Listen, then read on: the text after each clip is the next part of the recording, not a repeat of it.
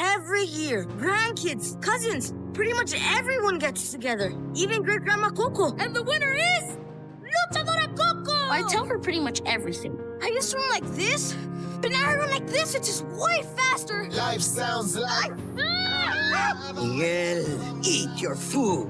Here, have some more. No, gracias. I mean, see?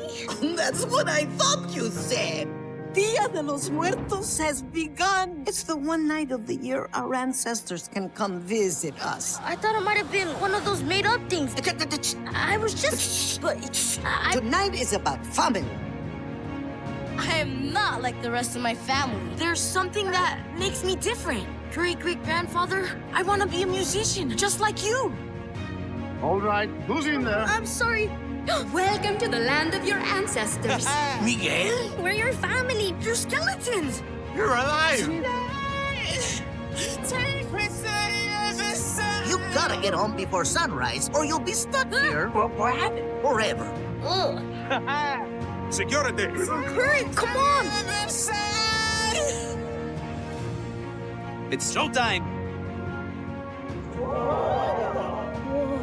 You, my boy, are meant to be a musician. I must follow my heart. I am trying to save your life. Nice kitty. Miguel, something's matter more than music. Sorry. We may have our differences, but nothing's more important than family. I'm proud we're family! Go away, you. Go. It's just Dante. Never name a street dog. They'll follow you forever. Now, go get my shoe.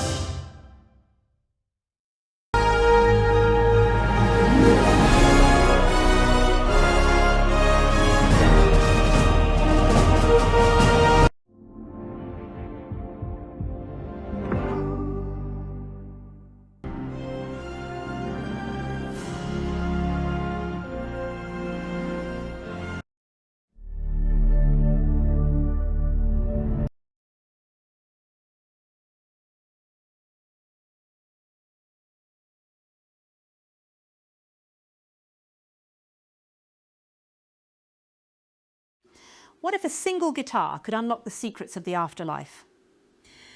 Today on Cinema Craze, we're diving into Coco 2017, a heartwarming adventure packed with hidden details, emotional moments, and amazing facts you probably missed. Stay till the end to discover the story behind one of Pixar's most unforgettable masterpieces.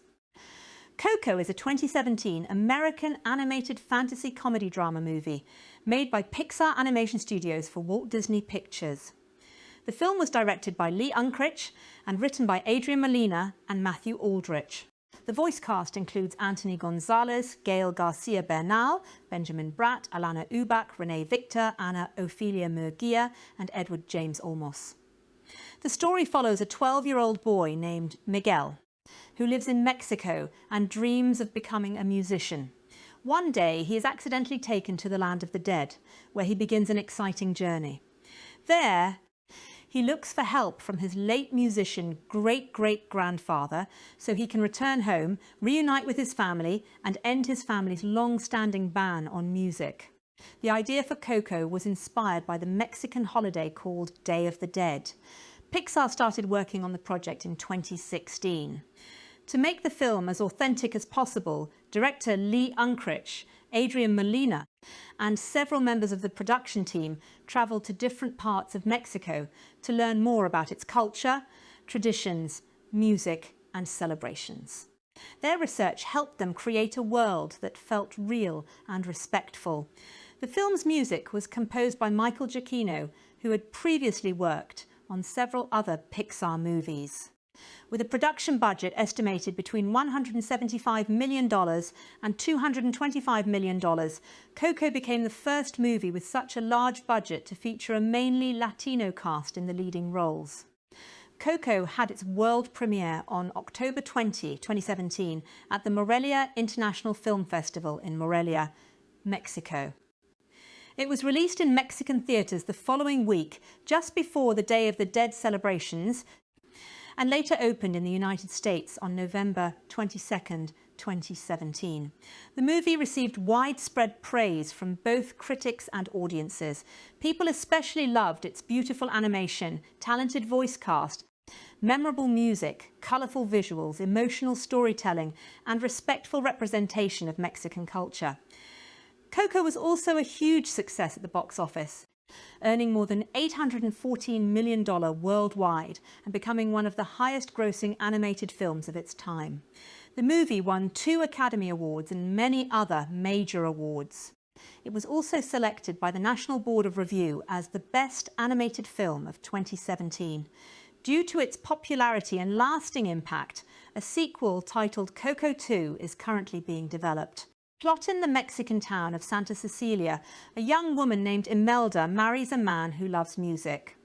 One day he leaves Imelda and their little daughter, Coco, to follow his dream of becoming a famous musician. Unfortunately, he never comes back. Heartbroken and forced to support her family alone, Imelda decides to ban music from her family's life forever and starts a successful shoemaking business. Many years later, Imelda's great-great-grandson, Miguel, lives with his large family, including his elderly great-grandmother, Coco. Even though music has been forbidden in the family for generations, Miguel secretly loves it. He teaches himself how to play the guitar by watching videos and listening to songs. His biggest idol is Ernesto de la Cruz, a famous musician who passed away years ago. On the Day of the Dead, Miguel accidentally knocks over the family's ofrenda, a special altar built to honour deceased relatives. While fixing it, he notices that a family photo has a hidden section. The photo shows his great-great-grandfather holding Ernesto de la Cruz's famous guitar. Since the man's face is missing from the picture, Miguel believes that Ernesto is actually his ancestor. Excited by this discovery, he tells his family that he wants to become a musician. However, his grandmother, Elena, strongly opposes the idea and breaks his guitar. Feeling angry and misunderstood, Miguel runs away from home. Determined to prove himself, Miguel sneaks into Ernesto's mausoleum and takes Ernesto's famous guitar so he can perform in a local talent show. The moment he plays the guitar, something magical happens. Miguel becomes invisible to the living world. Although living people can no longer see him, he can see and talk to the spirits of his deceased family members who have come from the land of the dead to visit during the holiday. Miguel's dead relatives take him to the land of the dead, where he learns that stealing the guitar placed a curse on him. To return home, he must receive a blessing from his family before sunrise. If he fails, he will remain trapped in the land of the dead forever. Imelda offers him a blessing, but only if he promises to give up music. Miguel refuses because music means everything to him. Instead, he decides to seek a blessing from Ernesto de la Cruz. During his journey, Miguel meets Hector, a friendly but struggling skeleton. Hector promises to help Miguel find Ernesto if Miguel agrees to place Hector's photo on an ofrenda in the living world. This is important because if no one remembers Hector, he will eventually disappear forever. The two become partners and travel across the land of the dead together. To reach Ernesto, Miguel and Hector enter a talent competition. Although they perform well, Miguel's family finds him and interrupts their plan. Miguel eventually sneaks into Ernesto's grand mansion, where Ernesto warmly welcomes him. However, Hector suddenly appears and accuses Ernesto of stealing his songs. As Miguel listens to their argument, he slowly discovers the shocking truth. Long ago, Ernesto and Hector were musical partners. Just as they were becoming successful, Hector decided to leave and return home to his family. Ernesto, who wanted fame at any cost, poisoned Hector and stole all of his songs and his guitar.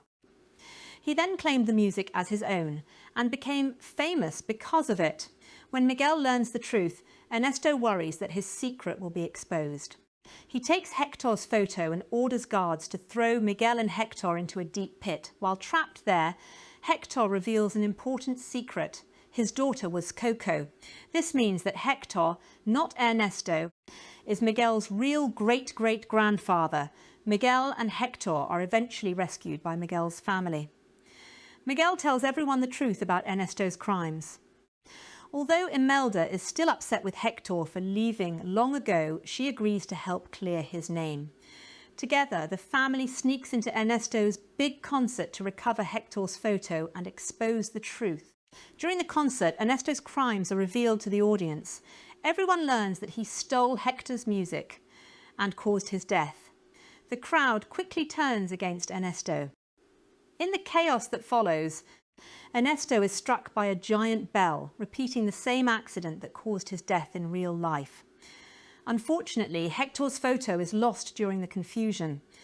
As sunrise approaches, Hector begins to fade away because he is being forgotten. Knowing time is running out, Imelda and Hector give Miguel their blessing without any conditions. Miguel returns to the living world just in time. Back home, Miguel apologizes to his family for running away. He then plays the song Remember Me on Hector's guitar for the elderly Coco.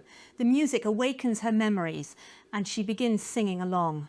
Coco then reveals that she kept the missing piece of the family photograph all these years. The photo clearly shows Hector's face, proving that he was her father.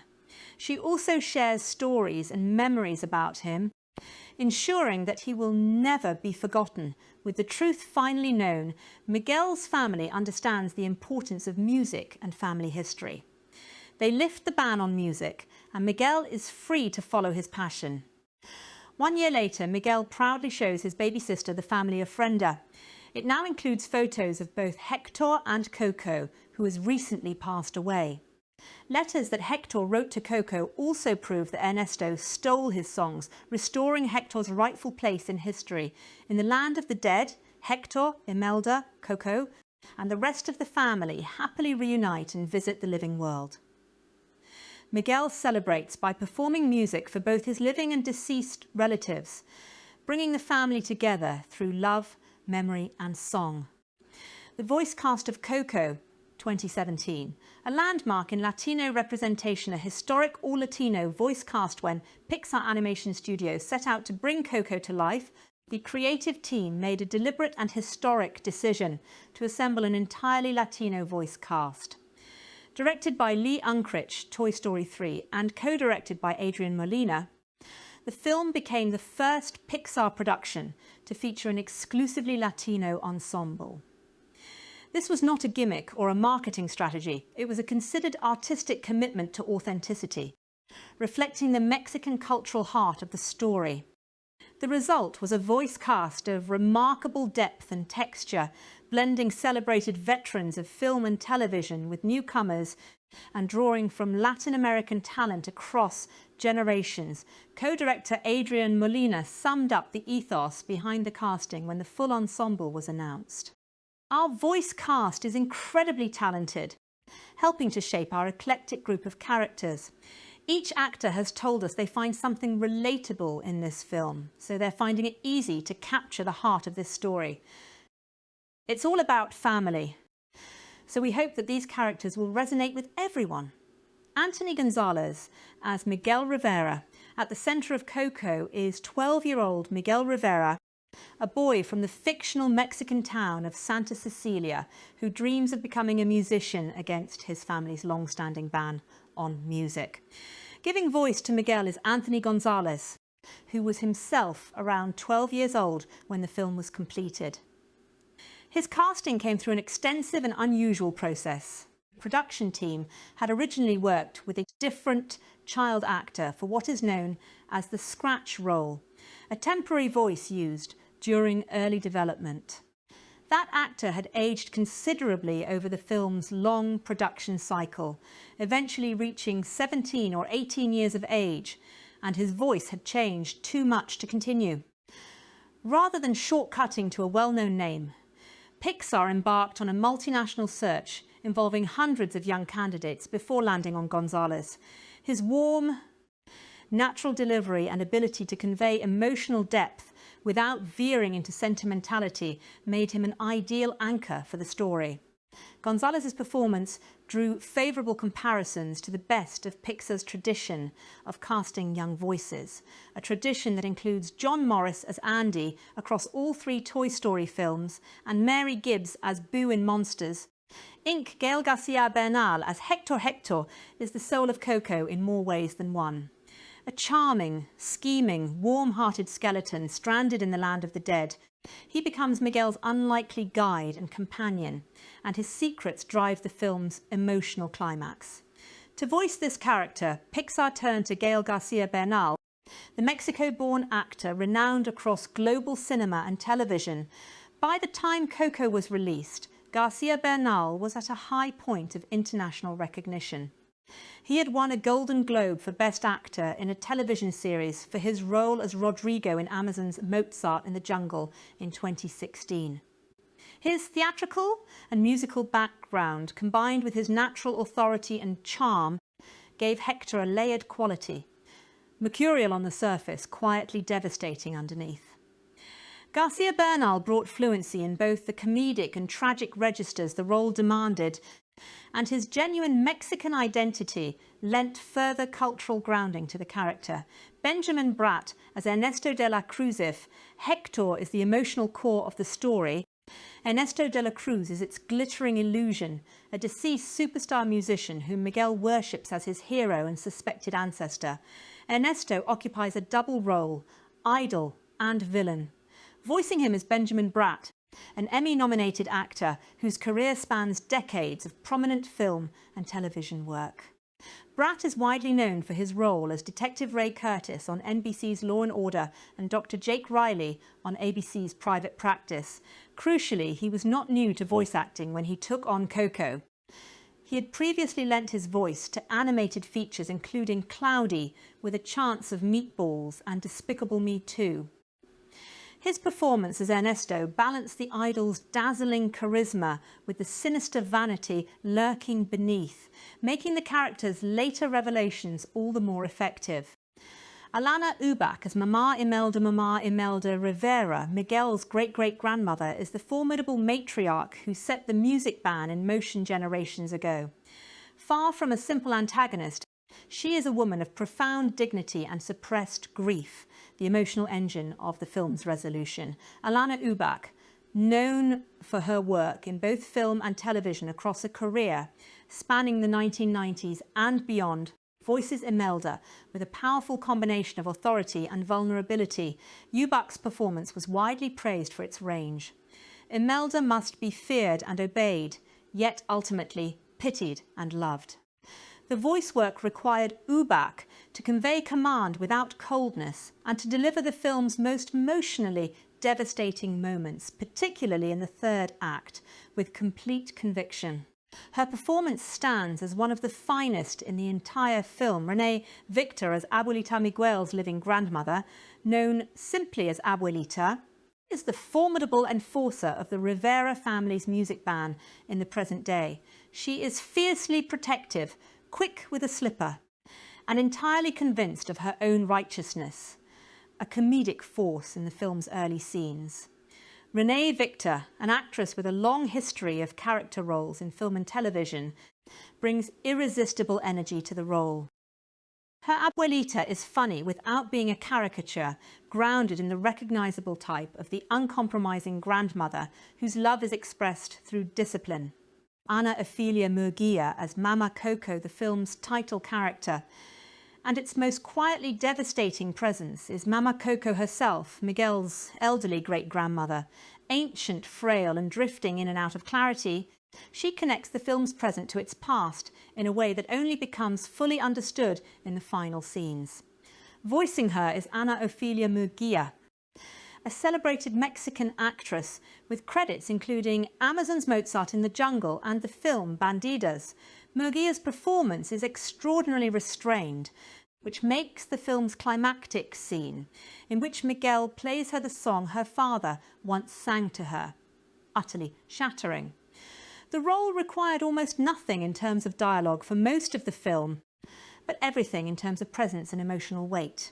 In the hands of a lesser performer, it could have been a background detail. In Murguia's, it becomes the reason the story exists.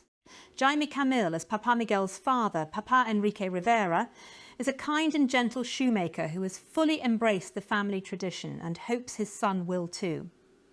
Voicing him is Jaime Camil, a hugely popular Mexican-American actor and entertainer known to English-language audiences primarily through his role as Rogelio de la Vega in the CW series Jane the Virgin.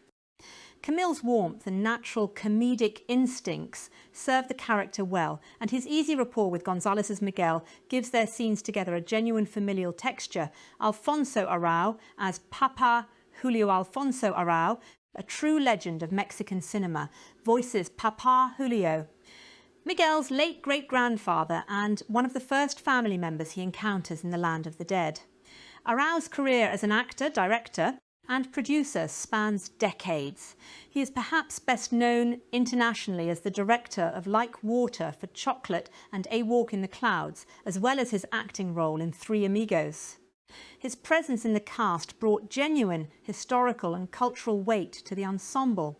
Herbert Sigüenza as Tío Oscar and Tío Felipe Herbert Sigüenza, a founding member of the renowned Latino theatre company Culture Clash, voices both Tío Oscar and Tío Felipe, Miguel's identical twin late uncles who appear together in the land of the dead.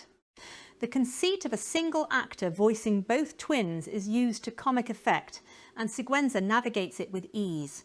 His background in theatre and ensemble performance, and work in films such as Larry Crowne and Ben 10, Alien Swarm, made him a natural choice for the dual role. Celine Luna as Tia Rosita Celine Luna, known for her appearances in My Bloody Valentine and Celebrity Wife Swap, voices Tia Rosita, Miguel's affectionate late aunt who resides in the land of the dead. Rosita is among the more tender presences in the afterlife sequences, offering warmth and welcome to Miguel upon his arrival among his deceased relatives. Edward James Olmos as Chicharron Edward James Olmos, one of the most distinguished and celebrated Latino actors in Hollywood history, takes on the bittersweet role of Chicharron, a forgotten resident of the land of the dead on the verge of the final death, the erasure that occurs when no living person remembers you. Olmos's role is small in screen time, but enormous in emotional significance. The scene in which Chicharron fades away while Hector plays him a final song is among the most quietly powerful moments in the film, and it establishes the stakes that will drive everything that follows. Olmos brings his characteristic gravitas to bear in what is, ultimately, a cameo that functions as the film's thesis statement. Gabriel Iglesias, as the Clark popular comedian and actor Gabriel Iglesias, known widely as Fluffy, voices the head clerk in the land of the Dead's Department of Family Reunions. Iglesias brings his considerable comedic skills to the role, providing some of the film's lighter moments in the bureaucratic sequences of the afterlife. A contrast that Pixar deploys expertly to soften the film's heavier thematic material. Iglesias had previous animated film experience, having appeared in Planes and the Nut Job franchise. Cheech Marin as the Corrections Officer Cheech Marin, one of the most recognisable Latino comedians in American entertainment history, voices a corrections officer in the land of the dead. Marin's voice work for animated films is extensive. He has appeared in The Lion King, Oliver and Company, and all 3 films of Pixar's own Cars franchise. His brief appearance in Coco is another entry in a long history of bringing distinctively Latino energy to animated worlds. Natalia Cordova-Buckley as Frida Kahlo. One of the film's most delightful casting choices is Natalia Cordova-Buckley as the Land of the Dead's version of Frida Kahlo. The historical Mexican painter is imagined as a larger-than-life creative spirit preparing an extravagant Dia de los Muertos pageant, and Cordova-Buckley, known to audiences from Marvel's Agents of SHIELD, brings vivid comedic energy to the role. The casting of a real historical figure, reimagined with affection and wit, was one of the more playful, creative decisions in a film full of them. Diane Ortelli as Tia Victoria and Luis Valdez as Tio Berto, completing the extended Rivera family in the Land of the Dead, are Diane Ortelli as Tia Victoria and legendary playwright and filmmaker Luis Valdez, founder of El Teatro Campesino and director of La Bamba, as both Tio Berto and Don Hidalgo. Valdez's inclusion was particularly meaningful given his status as a foundational figure in Latino American theatre and film, and his involvement reflected the production team's desire to honour the full breadth of Latino cultural life. Blanca Araceli and Lombardo Boya Blanca Araceli, known from The Bridge, voices the MC for the talent show in the Land of the Dead, a role that places her at the theatrical heart of the afterlife's entertainment culture. Lombardo Boya takes on the dual roles of a Plaza Mariachi and Gustavo, a fellow musician who serves as both comic foil and minor antagonist in the film's early sequences. The significance of the ensemble taken together, the cast of Coco represented something genuinely unprecedented in major American animation. Every principal voice, from the film's 12-year-old lead to its most celebrated veterans, was Latino.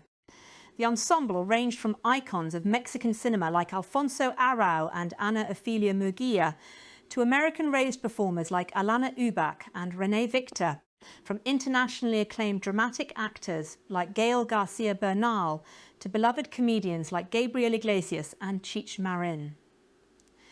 The diversity within that shared cultural identity was itself a statement. Latino talent is not a monolith, but a rich and varied world. The decision to cast this way was inseparable from the film's deeper purpose. Coco was built on research trips to Mexico, on consultation with cultural advisors, on a genuine commitment to depicting Dia de los Muertos and Mexican family life with accuracy and love. The voices that brought these characters to life were not incidental to that commitment. They were its most visible and audible expression. Each actor brought not just skill but lived identity to their role, and the cumulative effect is a film that feels, unusually for a Hollywood animation, as though it truly belongs to the culture it portrays. Coco 2017. Production, music, release, and reception, production, development, and pre-production. The story of how Coco came to exist is itself a story about creative evolution, cultural responsibility, and the slow labour of getting things right. Director Lee Unkrich first pitched the idea for a film set around the Mexican holiday Dia de los Muertos as far back as 2010, the same year his previous directorial effort, Toy Story 3, was released to overwhelming critical and commercial success. The seed of the concept had been planted even earlier through Unkrich's personal fascination with the visual iconography of the holiday. Its skeletons, marigolds, and vibrant folk art traditions. As he would later explain, the juxtaposition of bright festive colour with skeletal imagery had captured his imagination and led him down a winding path of discovery. The more he researched the holiday and its cultural meaning, the more it affected him, and the more he felt a story was waiting inside it. The earliest version of the film looked quite different from what audiences would eventually see. In its original conception, the protagonist was an American child who was learning about his Mexican heritage while also coping with the death of his mother. It was, in Uncritch's own admission, a version of the story that reflected the fact that none of us at the time were from Mexico. The team recognised the problem with this framing early and deliberately moved away from it. Rather than telling the story of an outsider discovering Mexican culture, they committed to telling the story from the inside, from the perspective of a Mexican child whose culture is not exotic or foreign, but simply the world he inhabits. This shift was foundational. It meant the film would not use Mexican culture as a spectacle to be explained to an assumed non-Mexican audience, but as the natural, living texture of a community, a family, and an individual life. Uncritch acknowledged the weight of this responsibility throughout the film's development. Depicting a real culture caused genuine anxiety, and he felt an enormous responsibility on his shoulders to do it right. This anxiety was productive. It drove the team toward extensive research and genuine collaboration with Mexican and Latino artists, academics and cultural advisors that would shape the film at every level of its construction. The Pixar team made several formal research trips to Mexico over the years of the film's development. They visited towns, markets, cemeteries and homes. They observed ofrenda building traditions, attended local celebrations and studied the folk art, architecture, textile patterns and food culture of Mexican communities. These trips were not superficial scouting missions, but immersive engagements with the lived reality they were trying to portray on screen. The town of Santa Cecilia, the fictional setting for the Rivera family's home, was developed from observations of real Mexican villages, with production designer Harley Jessup and his team staying deliberately grounded in reality in the land of the living. Set supervisor Chris Bernardi that noted was designed to feel small and enclosed so that Miguel would feel the confinement of a world that couldn't hold his ambitions. Art director Burt Berry added aged building materials to give Santa Cecilia the quality of an older, charming city. Worn by time and rooted in tradition, the political dimension of the project was not entirely smooth. In 2013, Disney had controversially applied to trademark the phrase Dia de los Muertos for merchandising purposes. The backlash was swift and significant. Lalo Alcaraz, a prominent Mexican-American cartoonist, created a satirical film poster he titled Muerto Mouse, depicting a skeletal, Godzilla-sized Mickey Mouse with the tagline, "It's coming to trademark your cultura." More than 21, Susan people signed a petition on change.org calling the trademark attempt cultural appropriation and exploitation at its worst. Disney withdrew the application within a week, issuing a statement confirming that the film's title was changing, ultimately to Coco, named for the film's title character, and that the filing was no longer needed. The controversy, rather than souring the relationship between Pixar and the Latino community, appears to have sharpened the studio's commitment to doing things properly. In 2015, Pixar hired Lalo Alcaraz himself as a cultural consultant on the film, a direct and meaningful act of reconciliation that also brought genuine artistic value to the production. Alcaraz joined a cultural advisory group that included playwright Octavio Solis and Marcela Davison Aviles, the former CEO of the Mexican Heritage Corporation.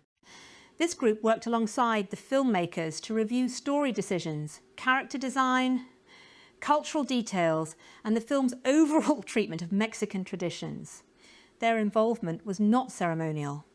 Their feedback shaped real creative choices throughout the film's development. The script itself went through substantial revision over the course of the film's long development.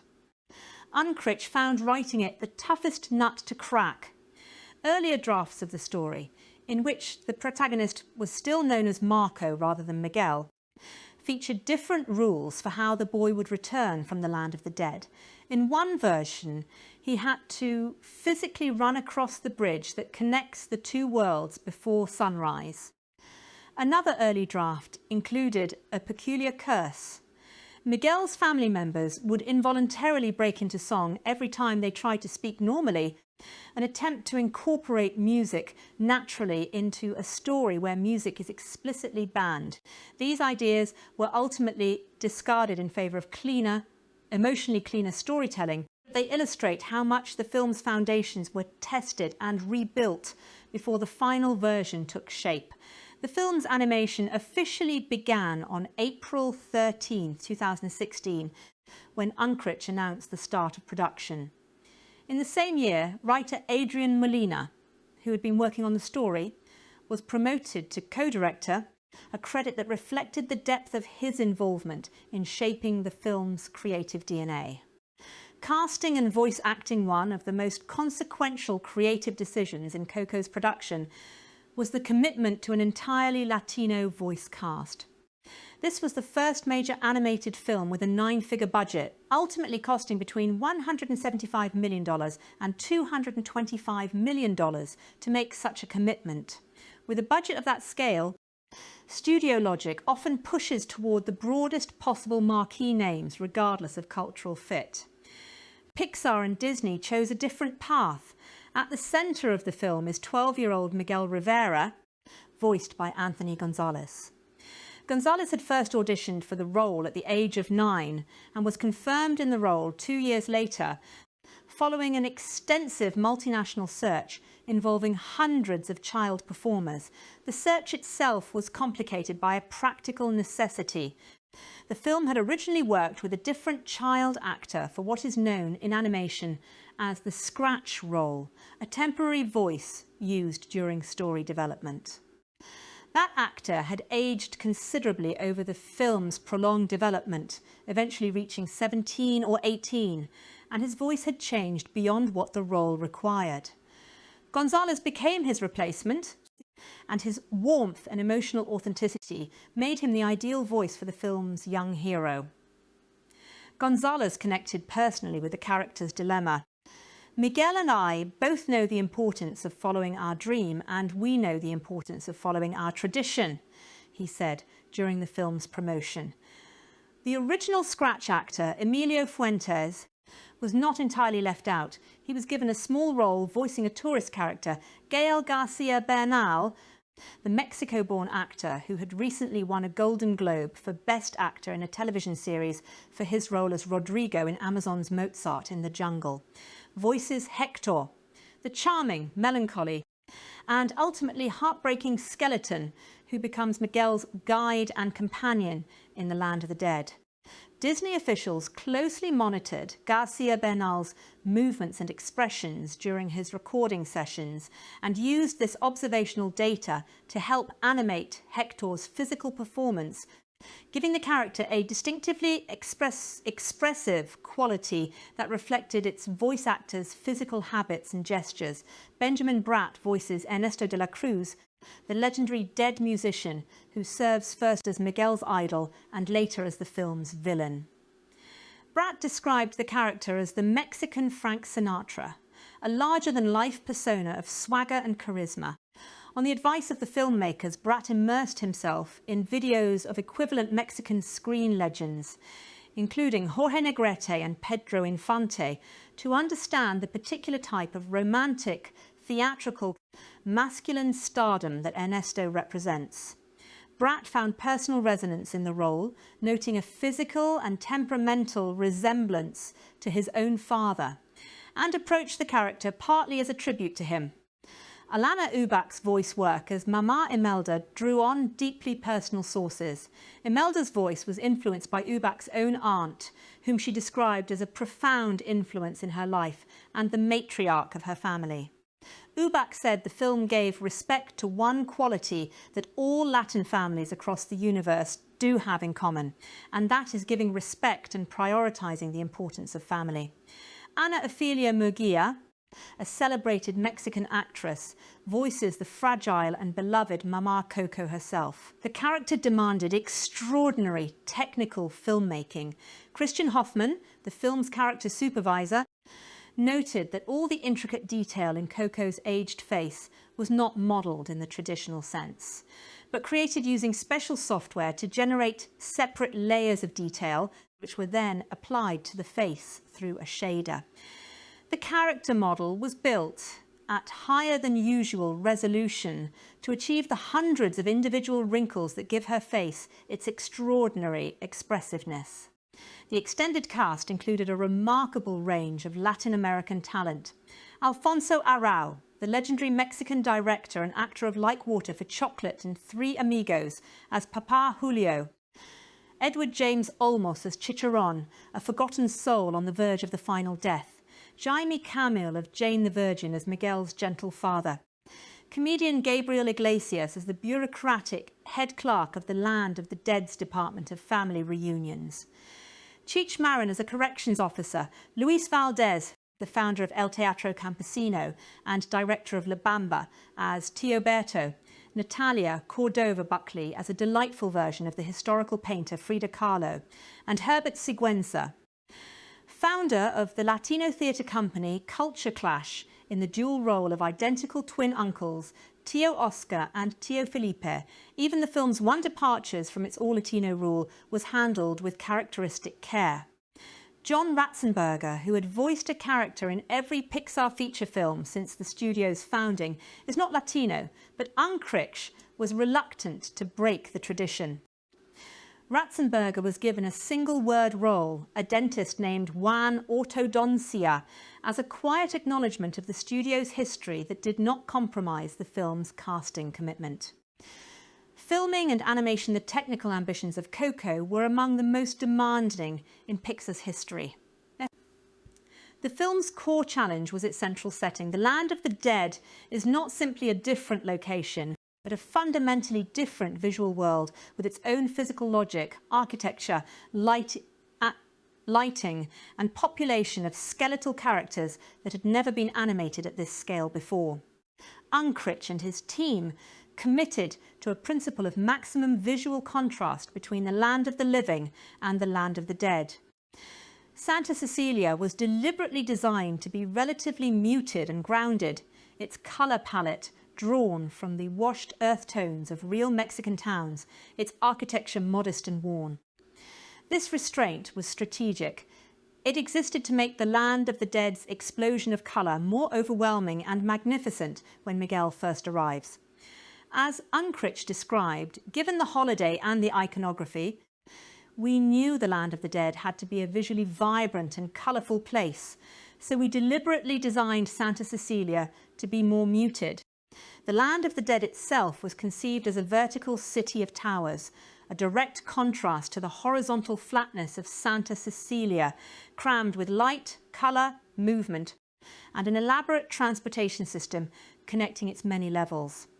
Jessup said the animation team wanted it to feel like a vibrant explosion of colour, and they drew on the visual culture of Dia de los Muertos itself, the ofrenda decorations, the marigold arrangements, the embroidered fabric, the painted faces, for their colour decisions. Supervising technical director David Ryu described the particular challenge of lighting the exterior of the Land of the Dead. The team needed a lighting solution that would create the impression of 1 million individual points of light, but from a rendering standpoint had to be treated as a single light source. The solution they devised, a single light but with 1 million points, was one of many technical innovations the film required. The marigold petal bridge that connects the Land of the Living and the Land of the Dead was described by Jessup as elegant and magical, but presented an enormous technical challenge for effects supervisor Michael K. O'Brien. The bridge needed to appear to glow and feel alive, petals continuously dripping from it, while also responding naturally to characters interacting with it. The scenes in which Miguel removes petals from the bridge and in which Hector slowly sinks into it required particularly intensive special art direction and effects work. O'Brien called it a huge technical challenge, but celebrated it as so visually exciting, a description that aligns with the response it would later receive from audiences and critics. The skeletal characters of the Land of the Dead presented the animation team with a challenge unlike any they had faced before. Art director Daniel Arriaga described the fundamental problem. The animators had to figure out how to give the skeletons personality without skin, muscles, noses, or even lips. The solution required extensive sculptural study. His team sculpted skulls from every angle, did countless paintings, and experimented with shapes to find configurations that could express charm, personality, and emotion through purely skeletal forms. Global Technology Supervisor J.D. Northrop was brought in early in production specifically to anticipate the pipeline problems that would arise from the skeleton character's unique construction. Because each bone needed to move independently, the complexity of rigging them put stress on the production pipeline that Northrop described as unlike anything Pixar had encountered before. Simplifying the skeleton models to allow them to appear as crowd characters, filling the streets and plazas of the Land of the Dead, was itself a substantial technical undertaking. Character modelling and articulation lead Michael Hons noted that the bones needed to move in ways that humans don't, requiring additional controls that involved considerable back and forth with the animation team before the movements felt natural and expressive. For the real-world sequences, the team brought unusual rigour to the depiction of guitar playing. Unkrich noted that Miguel's guitar performances are authentic. The crew attached GoPro cameras to actual guitars and filmed musicians playing each piece of music from those perspectives, then used the footage as direct reference for animating Miguel's playing. The intimate scenes in Miguel's secret hideout were filmed with particularly careful cinematographic attention. Elegant, lyrical camera moves and gentle drifts and slow arcing moves around the character, shot with shallow depth of field to emphasise the soft, focused candlelight around him. The effect is of a private, sacred space, which is exactly what music represents to Miguel in a household that has forbidden it. The character of Dante, Miguel's hairless Xoloitzcuintla dog, was developed using real Xolo dogs as reference, while a creative borrowing from another Pixar film was made for his tongue. The tentacle rig developed for the octopus Hank in Finding Dory, 2016, was repurposed for Dante's comically oversized and expressive tongue. Post-production on Coco included the development and release of promotional materials that built significant anticipation for the film. The first teaser was released on March 15, 2017, introducing the basic concept while emphasising the film's musical dimension. Scott Mendelson of Forbes praised it as a terrific old-school Pixar sell, mostly consisting of a single sequence and offering just the barest hint of what's to come. The first official trailer followed on June 7, 2017, and a second trailer on September 13. A 2-minute short film, Dante's Lunch, A Short Tale, was released online on March 29, 2017. It introduced Dante as a character and was created early in the animation process to help Unkrich and his team develop their understanding of the dog before his role in the main film was fully animated. The short also served as an early piece of audience engagement, generating goodwill toward the film's supporting cast. Marketing in Mexico was particularly intensive and creatively distinctive. Traditional wall-painted advertising, a format usually reserved for local community events and never used for theatrical film releases, was employed in Mexican cities. Cinépolis, one of Mexico's largest cinema chains, ran a contest in which participants could win the right to dub a character's voice in the film. Another chain offered the prize of becoming an on-the-record interviewer for the film's cast and crew. The marketing campaign reflected the film's unusual position. It was, in commercial terms, an American studio product, but it had been made in genuine collaboration with Mexican culture, and its Mexican audience was its most important and closely engaged constituency. Coco was initially scheduled for release on June 17, 2016, a date typical for Pixar's summer releases. The film was subsequently pushed back significantly to November 22, 2017, reflecting the scale and complexity of the production. Music, the music of Coco, was not incidental to the story. It was the story.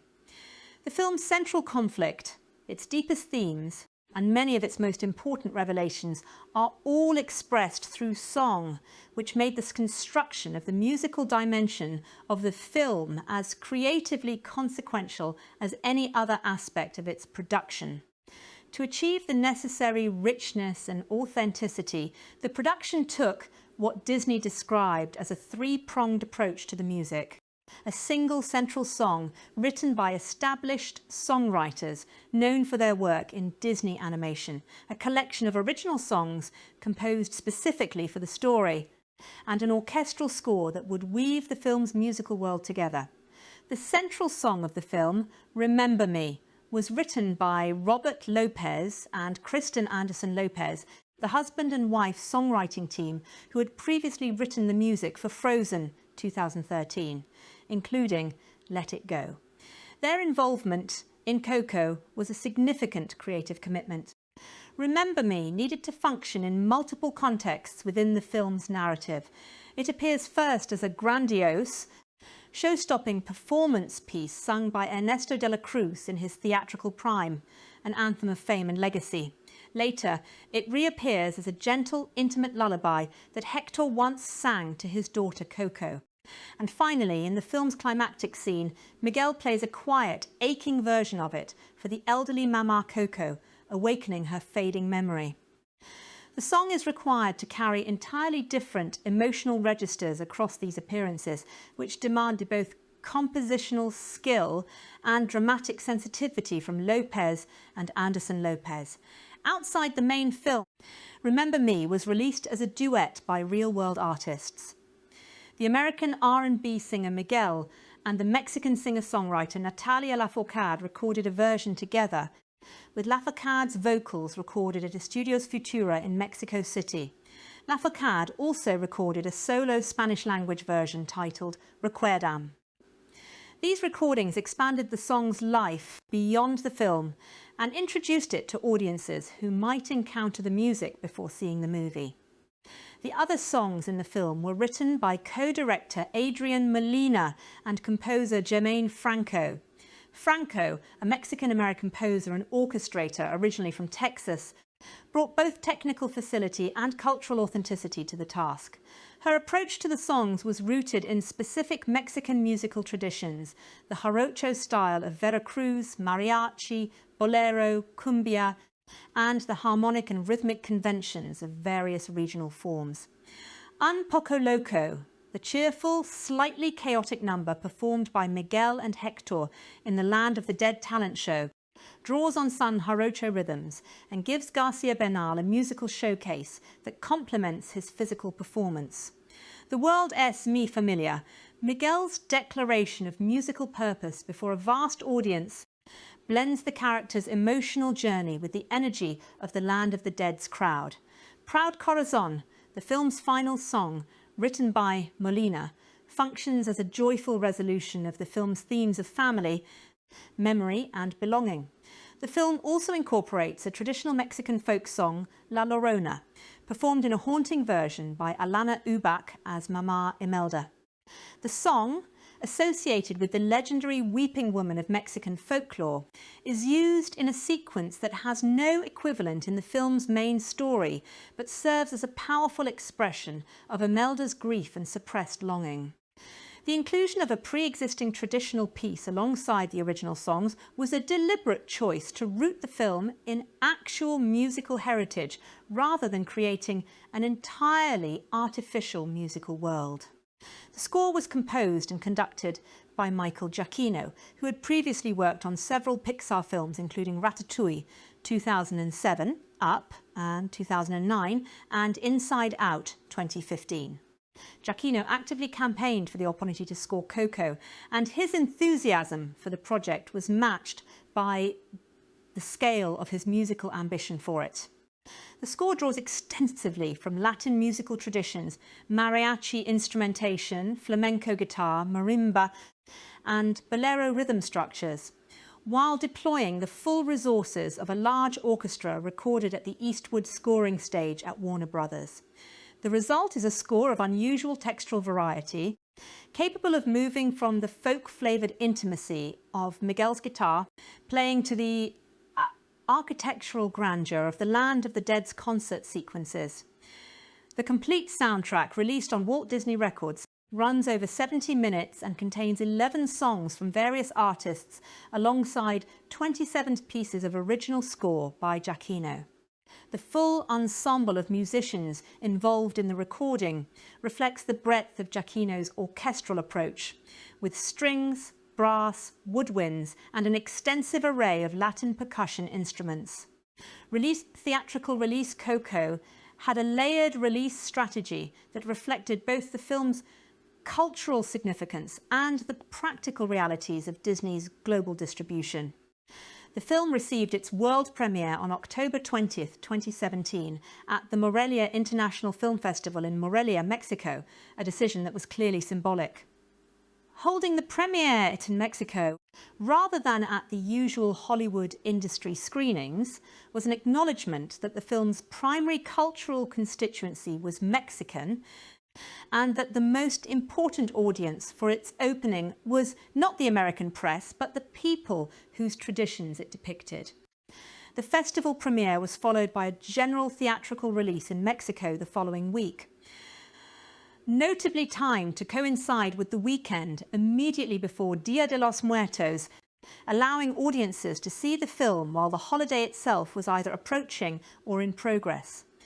This release timing was not accidental. It positioned the film as part of the holiday celebration itself. The American theatrical release followed on November 22, 2017.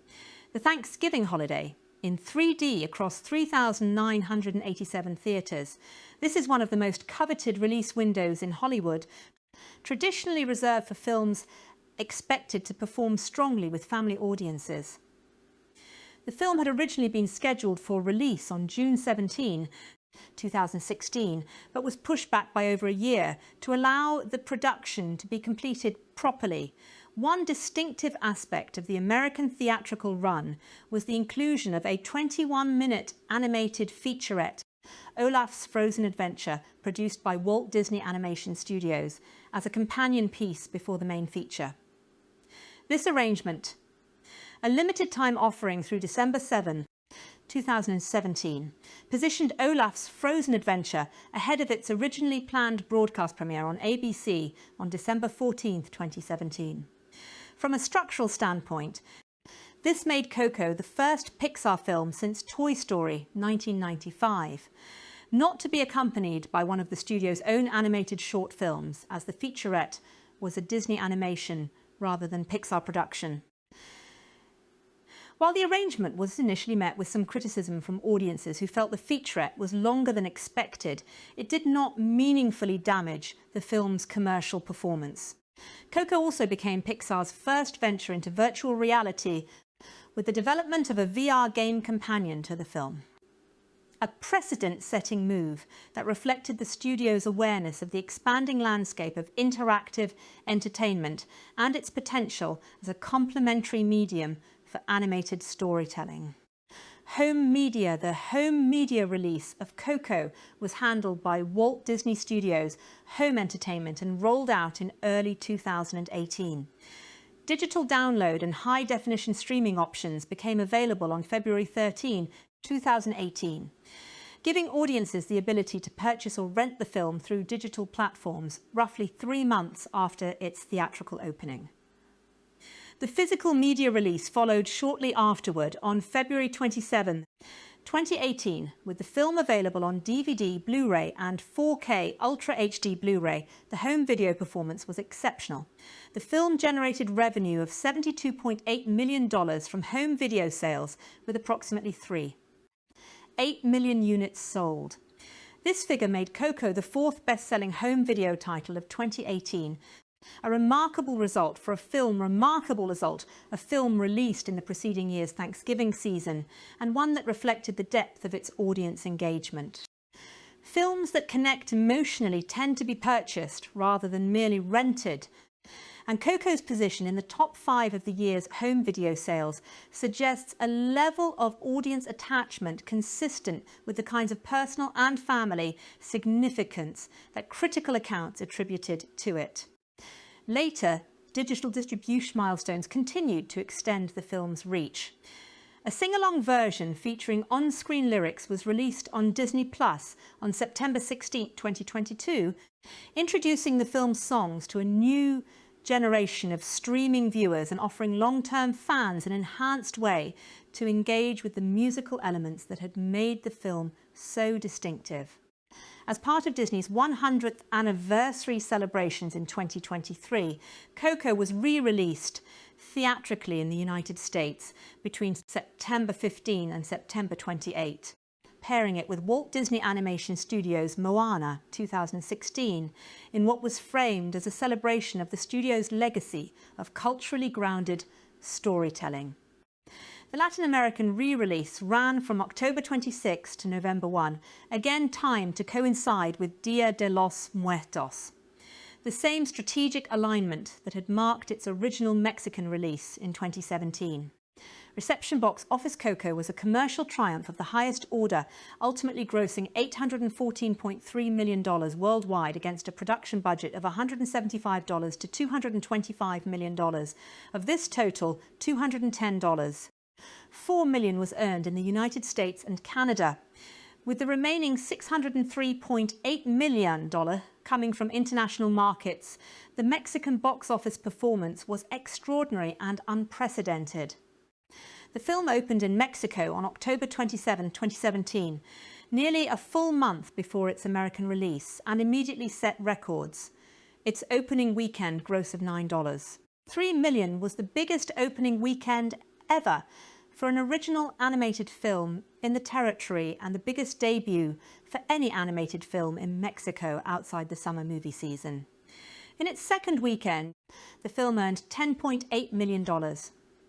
An increase of 12% over its opening, a highly unusual performance that indicated not merely strong opening awareness, but genuine word-of-mouth enthusiasm.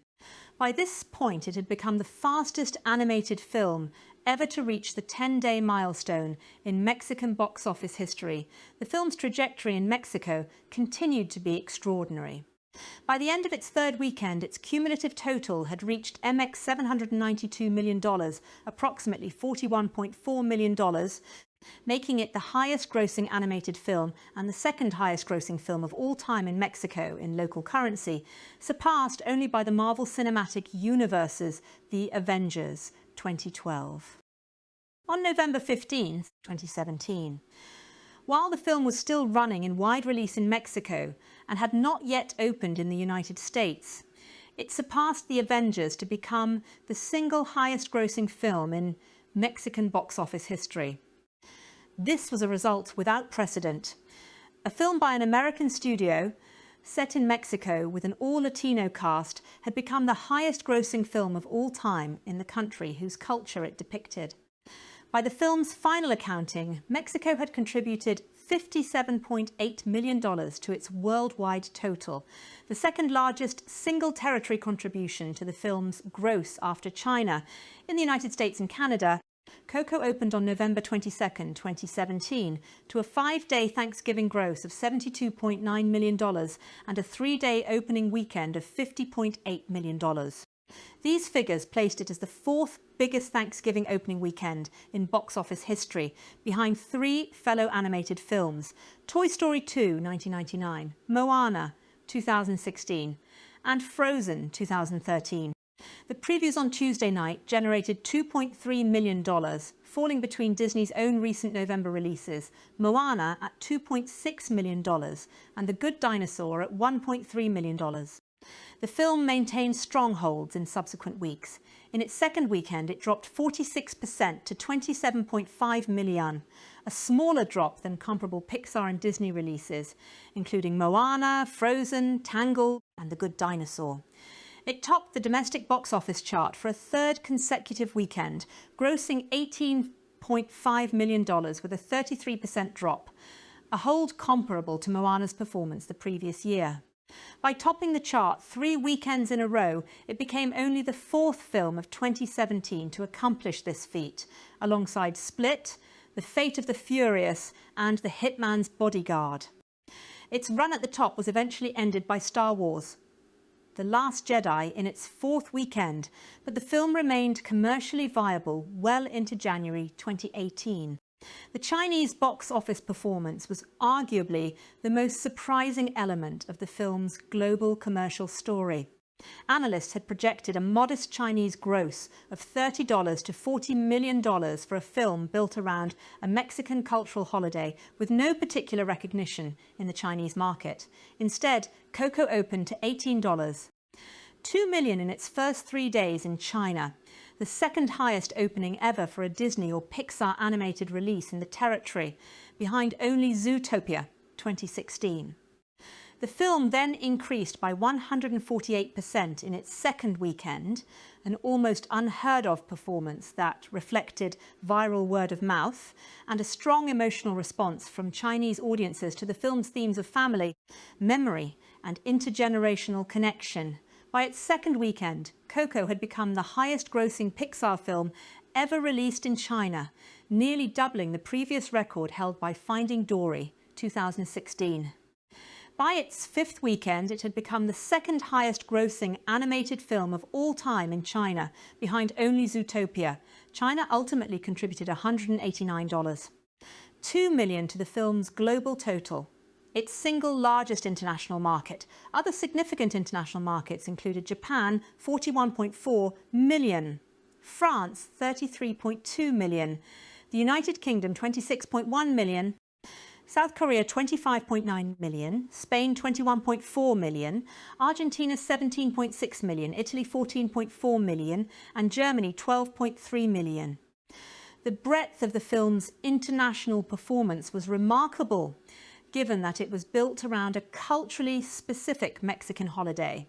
Its success in East Asian markets in particular suggested that the film's emotional core, family, memory, the fear of being forgotten, transcended any cultural specificity and connected with audiences across very different traditions and contexts.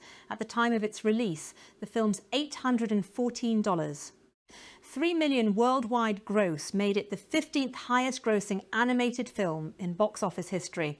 It was also the 11th highest grossing film of 2017 across all genres, a considerable achievement for a non-franchise animated film competing against sequels and superhero properties throughout its theatrical run. Critical response, the critical reception of Coco, was one of the most uniformly positive responses to any Pixar film since the studio's peak years in the early 2000s, and by some measures the most enthusiastic of any Pixar release since Up, 2009. On Rotten Tomatoes, the film holds an approval rating of 97% based on 359 reviews, with an average rating of 8.3 out of 10.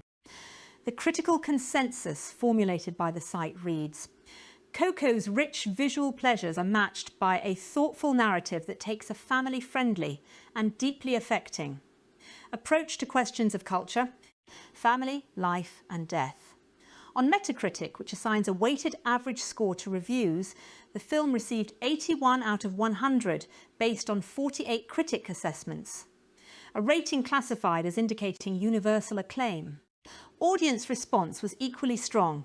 CinemaScore, which polls opening weekend audiences on a letter grade scale, awarded Coco an A+, one of fewer than 90 films in the history of the service to receive this distinction, and only the 6th Pixar film ever to earn it.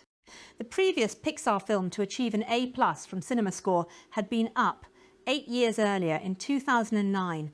The critical conversation around Coco was dominated by two interconnected areas of praise: the film's visual magnificence and its emotional intelligence.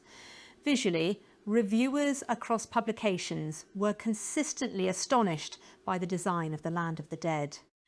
The Screen Daily Review noted that the film's original songs and traditional Mexican music, drawing from marimba, mariachi, and cumbia, create a sonic tapestry as intricate as production designer Harley Jessup's lavish, colourful depiction of the land of the dead as a kaleidoscopic metropolis.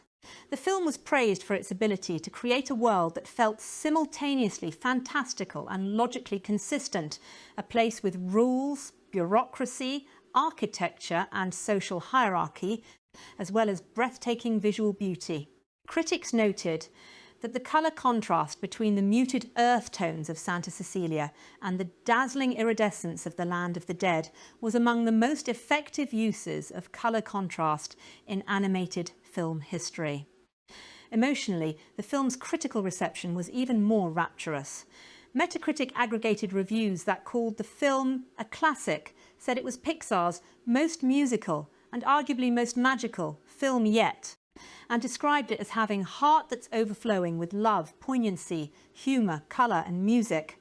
The climactic scene, in which Miguel plays Remember Me for the elderly Mama Coco, and she slowly awakens to sing with him, was singled out by virtually every major review as one of the most emotionally overwhelming moments in recent animated film history. A reviewer writing for Metacritic said that if an animated movie is going to offer children a way to process death, it's hard to envision a more spirited, touching and breezily entertaining example than Coco. Matt Zoller Seitz, writing for RogerEbbett.com, gave the film a rare 4-star review and called it a classic. He praised the film's distinctive tone and outlook. What's freshest, he wrote, is the tone and outlook of the film. He noted that Coco assumes a non-American point of view on spirituality and culture, not in a touristy or thought experiment sort of way, but as if it were merely the latest product of an alternate universe, Pixar Mexicano, that has existed for just as long as the other one. Seitz also praised the film's cinematic restraint, noting its use of widescreen compositions which put lots of characters in the same frame and shoot them from the waist up or from head to toe in the manner of old musicals, an approach that made even spectacular sequences feel grounded and genuine. Michael Rechtschaffen, writing for The Hollywood Reporter, praised the film for delivering a universal message about family bonds while adhering to folkloric traditions free of the watering down or whitewashing that have often typified Americanized appropriations of cultural heritage. He also highlighted the voice cast as peerless, populated almost entirely by Mexican and Latino actors. Peter de Bruges of Variety acknowledged the film's significance on the diversity front, noting that it seriously engaged with the deficit of non-white characters in Pixar's history, while also colouring comfortably within the lines on practically everything else, a relatively mild note of qualification in an otherwise broadly positive review. The response from Latino critics was particularly meaningful.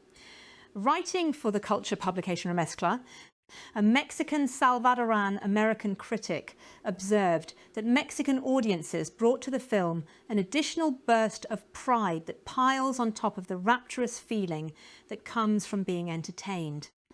The review praised the film for treating Mexican culture with dignity, honour, respect and the utmost reverence, noting that it is not exotic or seen as foreign, in fact it's normalised. The critic highlighted specific cultural details that demonstrated the depth of the film's research. The strips of corn husk tied around Abuelita's tamales, the embroidered flowers on the blusa bordada worn by Miguel's mother and sister, signalling indigenous textile traditions, and the zapateado, a traditional Veracruz dance involving percussive footwork performed by Garcia Bernal's Hector in the Land of the Dead talent show sequence. These were details a less careful production would have missed entirely, and their presence in the film signalled the difference between cultural research and genuine cultural engagement. Not all critics were entirely uncritical. Some reviews noted a degree of predictability in the film's plot structure, particularly the third act revelations and the somewhat formulaic emotional beats of its family reconciliation arc.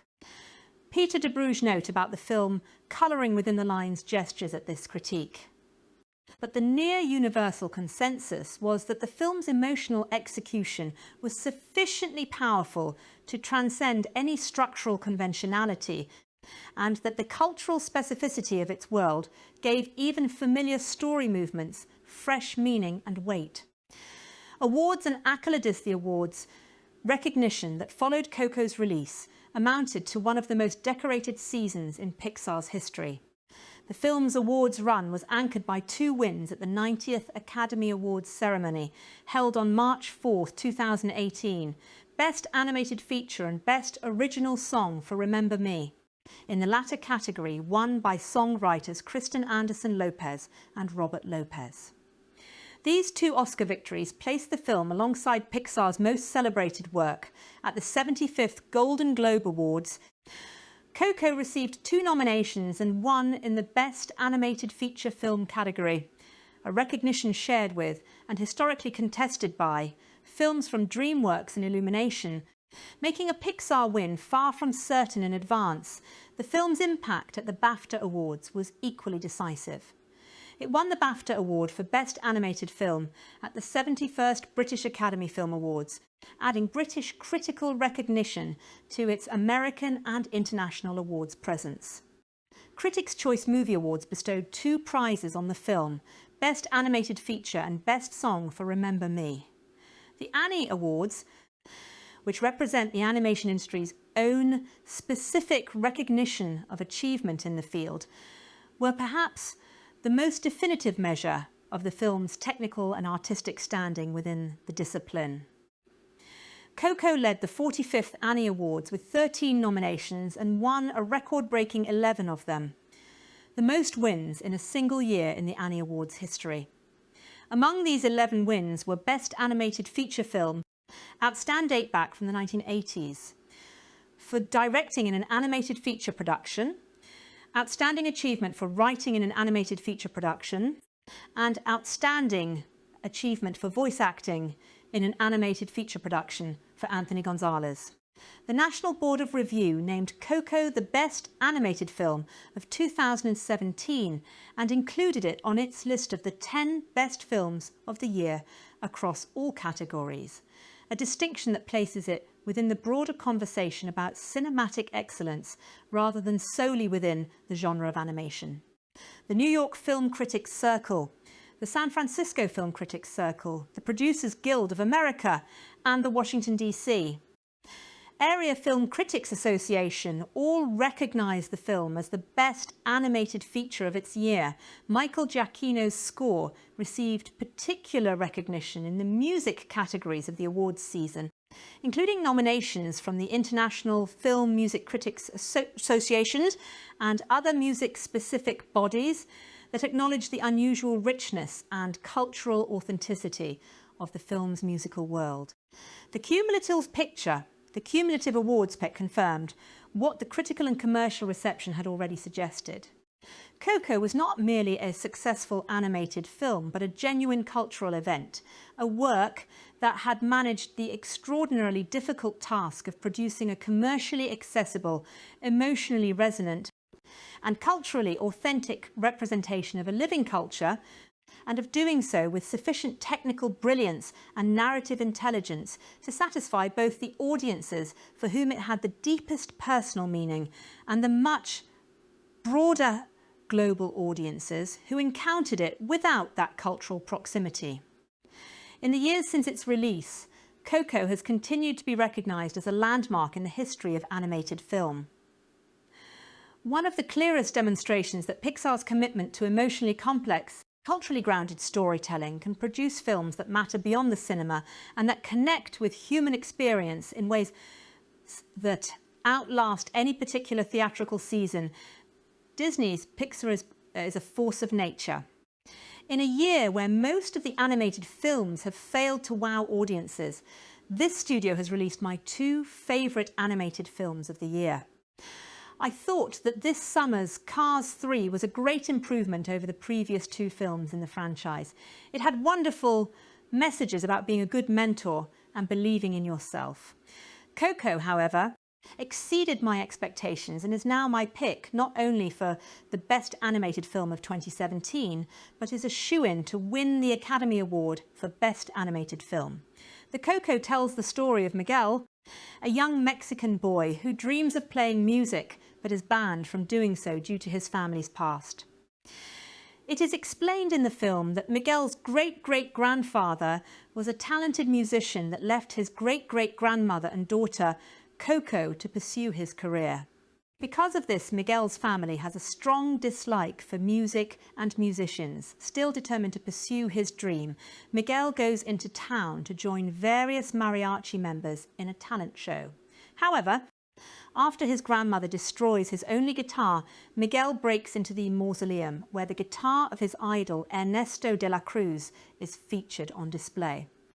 They date back from the 1980s and is immediately transported to the land of the dead, where he begins to learn about his family history as well as the traditions of his culture.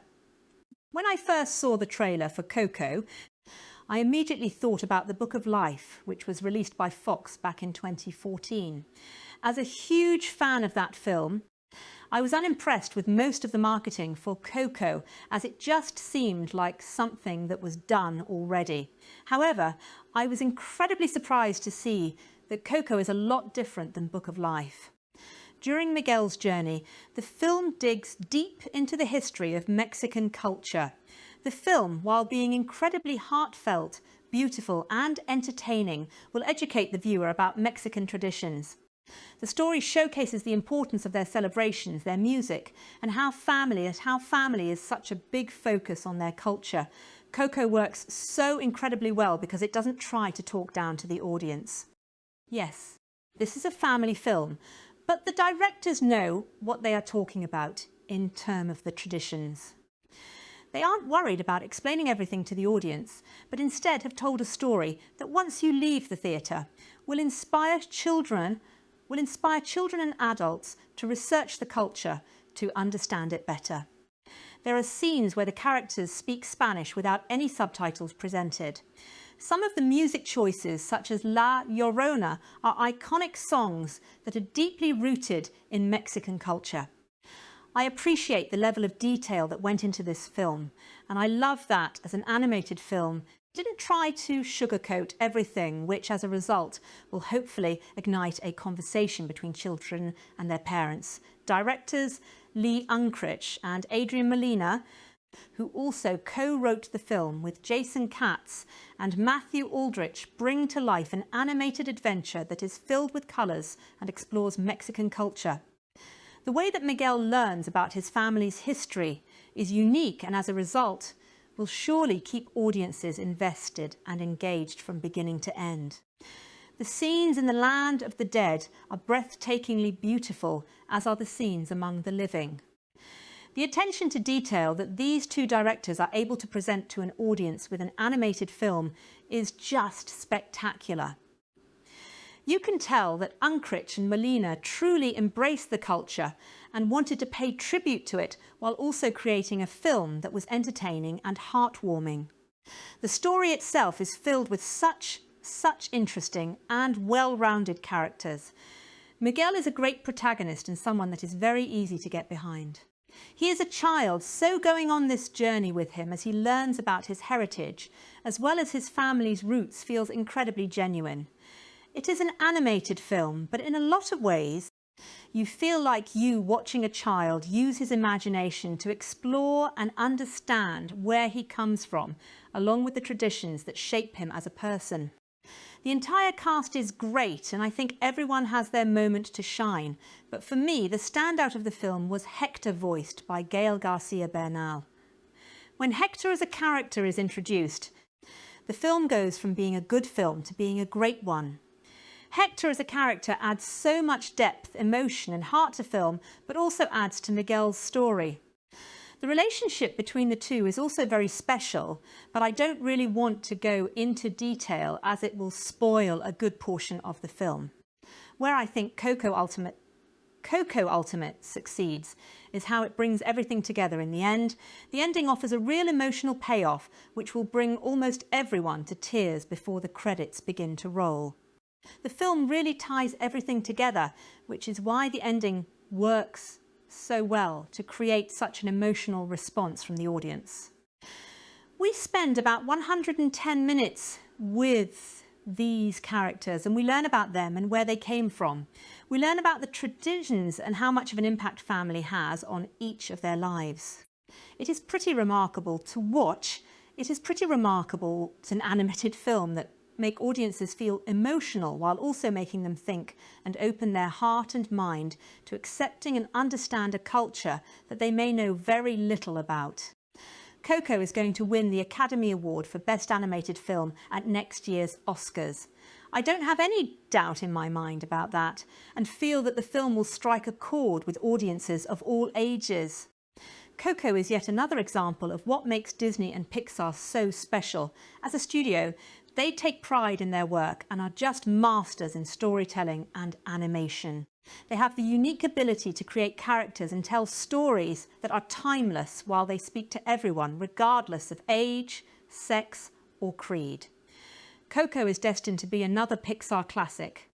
Scott Movieman Menzel's rating for Coco is an 8 out of 10. Born in New Jersey, Scott Menzel has been watching film and television since he was 3 years old. Growing up, he watched as many movies as he could and was highly influenced by the films of Tim Burton, John Hughes, Robert Zemeckis and Steven Spielberg. Scott has an associate's degree in marketing, a bachelor's in mass media communications and a master's in electronic media. He has been writing film reviews under the alias of Movieman Menzel since 2003 and started his writing career as a contributing critic at imdb.com and joblo.com. In 2009, Scott launched moviemanmenzel.com, where he posted several of his film reviews, but in 2011 decided to shut down the site when he launched welivefilm.com. In 2015, We Live Film became We Live Entertainment. The domain name change occurred after months of debate, but was done so that he and his fellow staff members could write about anything and everything in the world of entertainment. Featuring the voice talents of Anthony Gonzalez, Benjamin Bratt, Gael Garcia Bernal, Alana Ubach, Renee Victor, Jaime Camille, Gabriel Iglesias, Ana Ofelia Murguia, Edward James Olmos, John Ratzenberger, and Cheech Marin Wine Masmap. Aspiring musician Miguel, confronted with his family's ancestral ban on music, enters the land of the dead to find his great-great-grandfather, a legendary singer. All good things must come to an end, and in recent years it felt as if Pixar, the once mighty animation behemoth, were mid-metamorphosis, awaiting the final turn towards DreamWorks' mundanity. It helps little that be it for Inside Out. Their last 5 features have peaked at Finding Dory, a passing distraction and a sequel unasked, for thankfully, Coco finds the once mighty studio again reigning supreme. It's a swaggering, ripe, rich and deeply emotional study of the poetic temperance of passing. Like Inside Out, Toy Story 3 and Monsters, Inc. before, it acts as something with which children can come to understand what it is to grow up. Newcomer Anthony Gonzalez stars as Miguel, a child infatuated with music, in particular his heir Ernesto de la Cruz, Benjamin Bratt. His family, however, has outlawed music following the broken heart of his great-great-grandma, whose musician husband abandoned her. However, when Miguel steals a guitar from the tomb of De La Cruz, he finds himself transported to the land of the dead. To get back home, he befriends bumbling skeleton Hector, Gael Garcia Bernal, in order to find a familial member to get back home. It's a life, death, lesson dressed in confetti and face paint.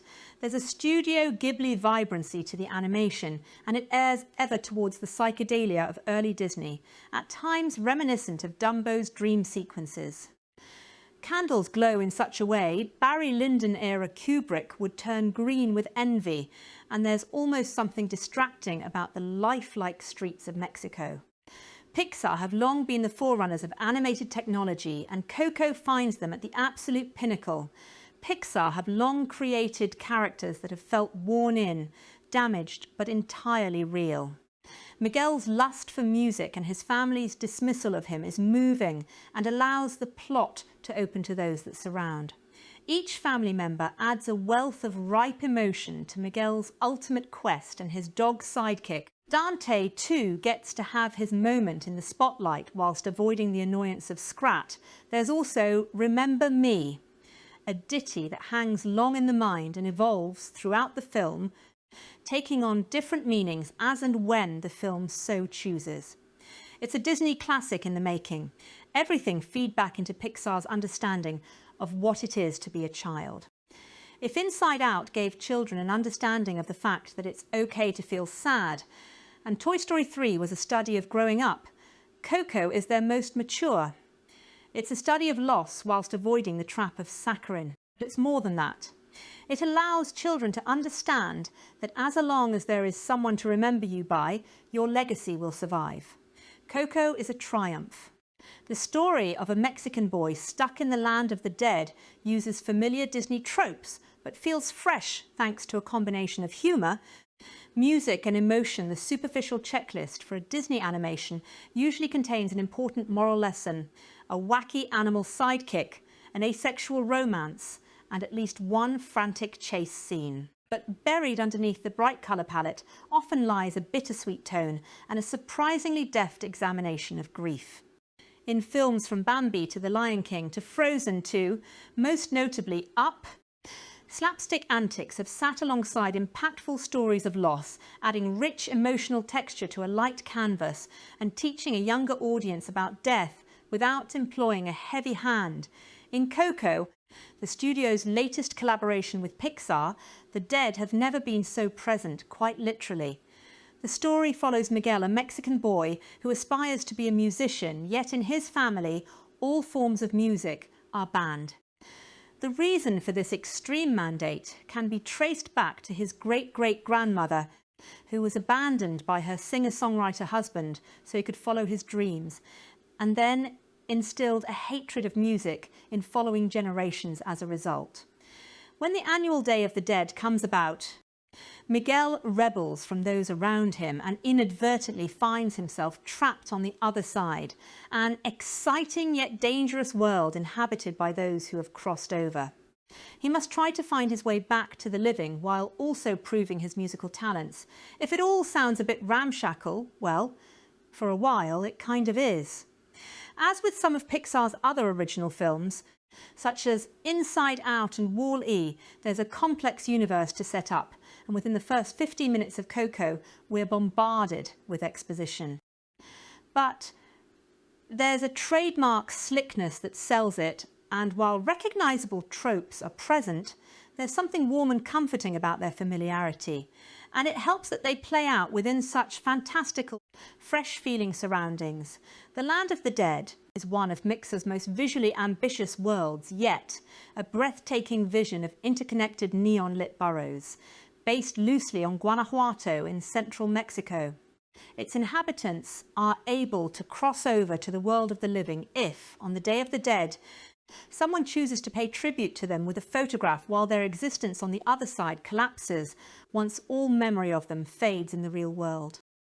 Once the slightly exhausting explanation is out of the way, these rules allow for a poignant through line about the impact we have on those around us once we've passed, based on how we choose to spend our lives. Miguel is torn between a love for his family and a love for music, the former worrying that the latter will tear them apart. Coco asks what form of legacy matters the most and whether our personal ambitions can successfully coexist alongside our commitment to loved ones. Of course, profound existential questions are delivered in a brightly coloured package, alive with wit, action set pieces and, most importantly, music. Unlike a large number of Disney's animated offerings, Pixar films have done away with original songs, but Coco's plot allows for a prominent smattering of catchy tunes. One in particular, the frequently replayed Remember Me, has the potential to join the stacked pantheon of much-loved Disney songs with sweetly sad lyrics about life and loss. The border between the living and the dead, which operates in a similar way to a customs department, also brings up unavoidable real-world comparisons. Trump's attempts to defame and deport Mexican immigrants cast an off-screen shadow over these scenes, but Coco is focused less on specific politics and more on something broader. After Moana and Queen of Katwe last year, it's the latest chapter in the studio's drive to bring more diversity to their catalogue and using an exclusively Latino cast, including Gael Garcia Bernal and Benjamin Bratt. In a film that will reach such a wide audience feels like another important step. While there's a previously mentioned adherence to the Pixar playbook of predictable plot elements, the script does manage one genuinely surprising twist in the third act.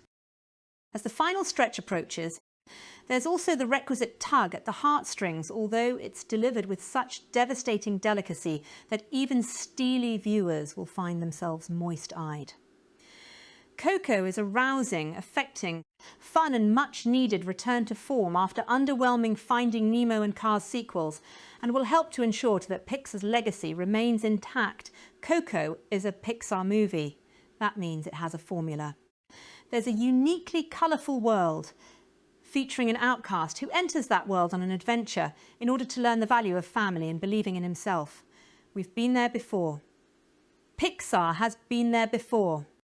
I guess they call it formula. The trick is how well the animation studio uses that formula in a new world. And the world of Coco is so gloriously imaginative and colourful and funny and creepy and weird that it's easy to get lost in.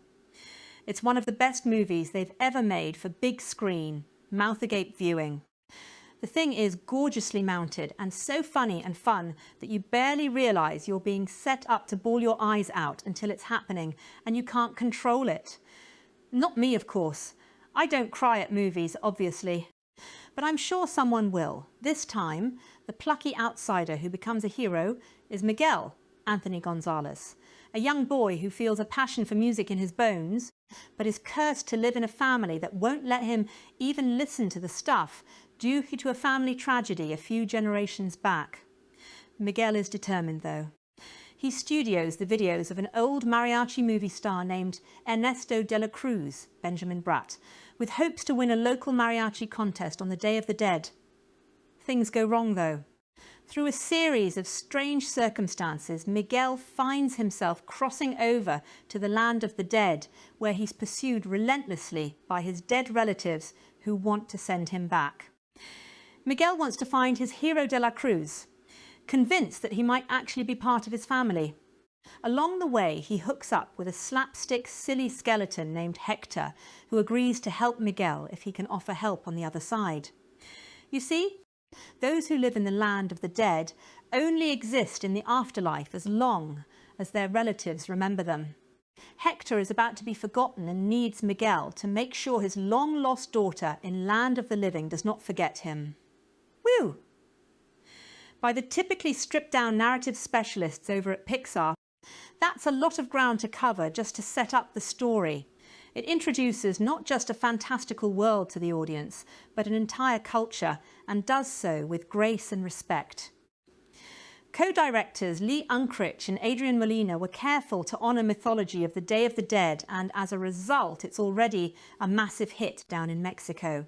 It works beautifully for those who don't know the world as well. Playing on themes of memory and family and the way we can live forever through legacy. It's not a conventional Eurocentric view of the afterlife, but one that registers deeply. The filmmakers also run wild with the neon, spooky aesthetic of the Day of the Dead, creating the most beautiful and deranged afterlife since Beetlejuice. There are times when you'll wish you could pause the movie in a theatre and study all of the beautiful design work that the animators layered in. Yet it all suits the story. It's never style, just for the sake of it. The filmmakers elegantly mix style and substance. The voice cast of almost entirely Mexican actors is strong as well, varying from the goofily comedic to the heartbreakingly tragic, often within the same performance. Like all great Pixar flicks, the film plays as a pure comedic adventure for so long that you barely notice the tracks being laid for the eventual emotional payoff. The tale is so fun and imaginative, with so many delightful characters, asides, and musical sequences, Somehow, the screenwriters even work in a hilarious Frida parody that suits the story beautifully. That when the final twists and messages snap into place, the waterworks flow like a faucet turned immediately to full blast. The final message is a gut punch of emotion that throws all the wacky fun and glorious imagery that comes before it into stark purpose in an instant. Pixar has gotten too good at this stuff. Coco is a wonderful piece of storytelling that hits all the possible pleasure buttons with ease and grace. The only pitfall the filmmakers face is the fact that Pixar has done this trick so many times, audiences are beginning to take it for granted. Some will claim Coco is overly familiar and formulaic to the studio's house style. They aren't wrong, but anyone who dismisses it is being overly cynical. Sure, Pixar has hit these beats before, so have others. Rarely does it work this well though. This is a special movie, one that will have something to move, wow, and amuse just about everyone.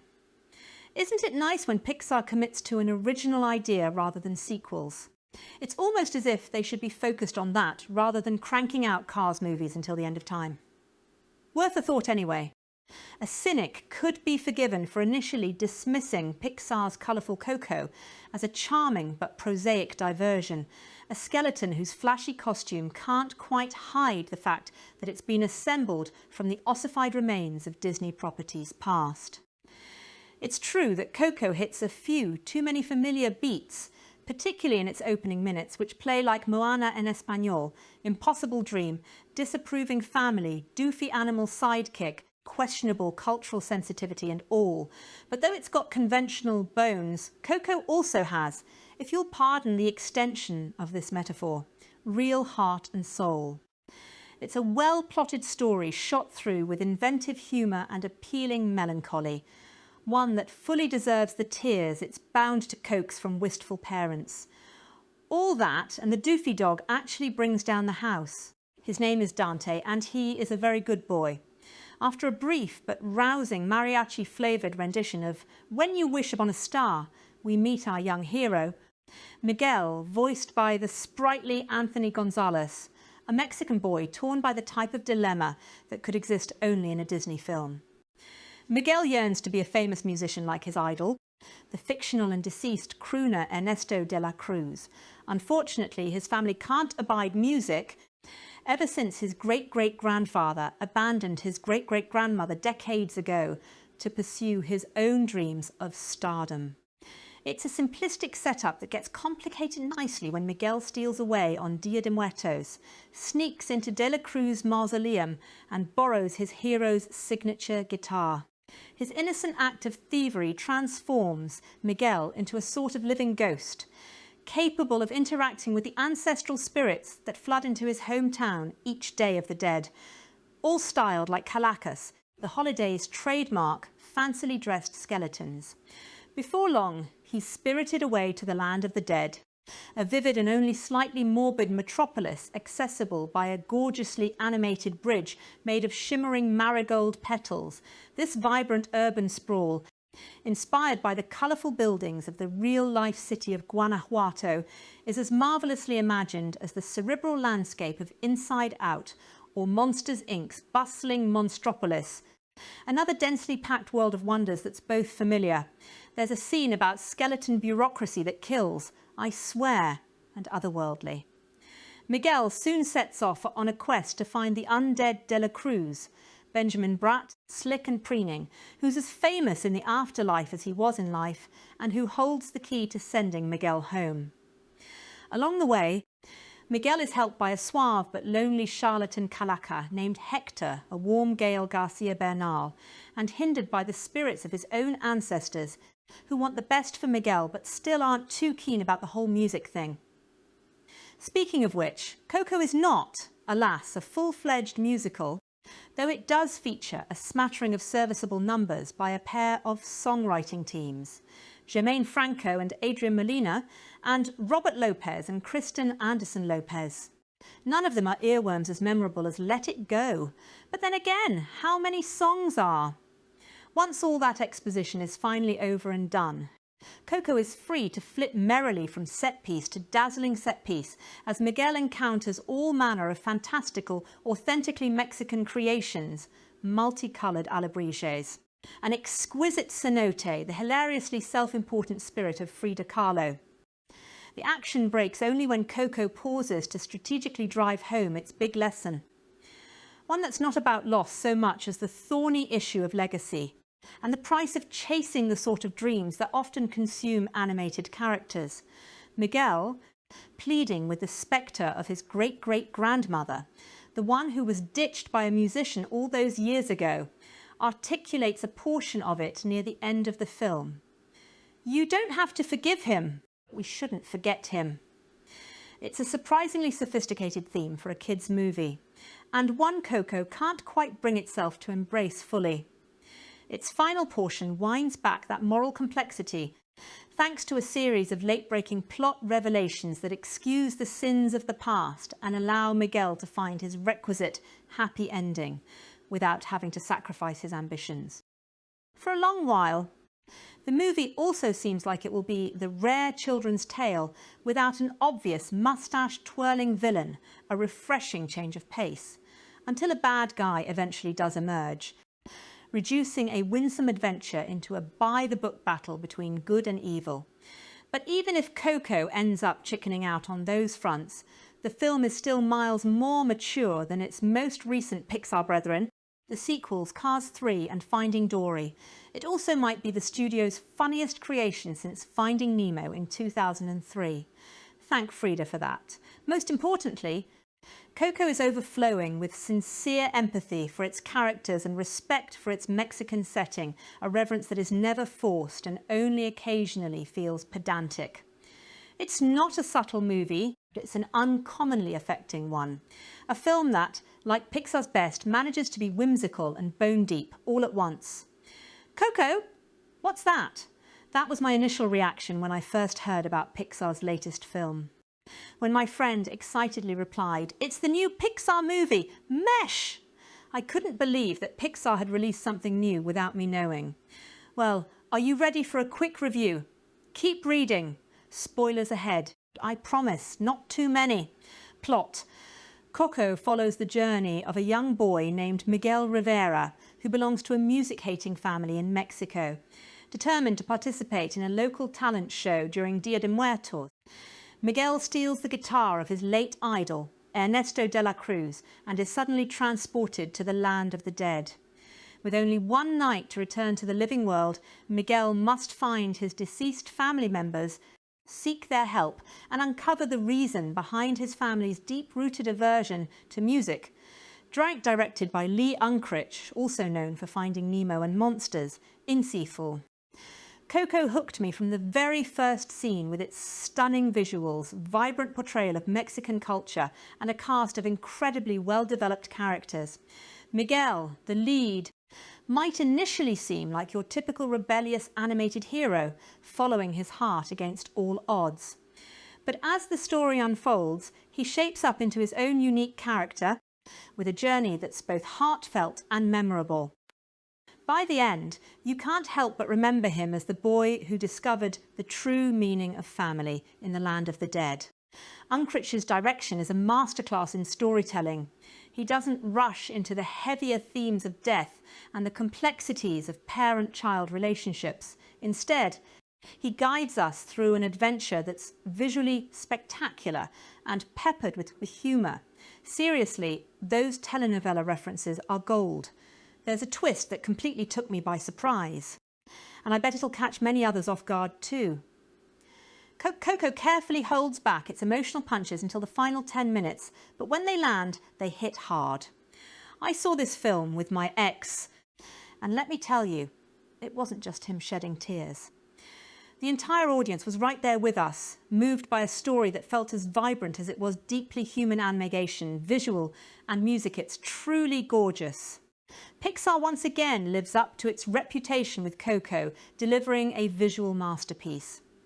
The detailed depictions of Mexican homes, markets and streets, along with the imaginative land of the dead, are all beautifully brought to life. The vibrant colours and stunning visuals are a treat for the eyes, However, I have to confess, I still believe that last year's Moana or Finding Dory had slightly stronger visuals. But that's just my subjective take. What makes Coco stand out beyond its animation is the music. It's no surprise given the story centres around an aspiring young singer. Composer Michael Giacchino, known for scoring so many top-tier films, has crafted several memorable tracks here, with Remember Me being an absolute highlight. P.S. Who would guess Miguel, the singer, not the boy, had such incredible vocals, right? What I love about the film. Coco works as a film because it masterfully combines visuals, direction, music and story. However, for me the script truly stands out. It beautifully highlights the special bond between parents and their children, a theme that resonates universally. While Coco follows Miguel on his extraordinary journey through the land of the dead, the film cleverly subverts expectations by revealing that the protagonist isn't necessarily the one we initially anticipate.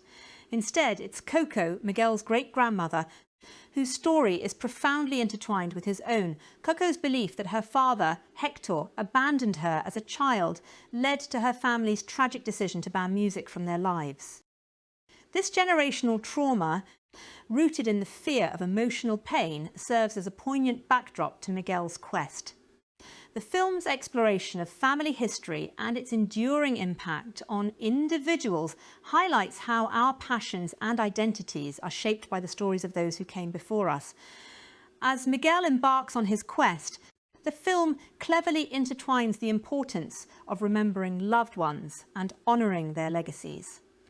Coco's journey not only serves to illuminate Miguel's path, but also reflects the pain of loss and the joy of rediscovering forgotten memories.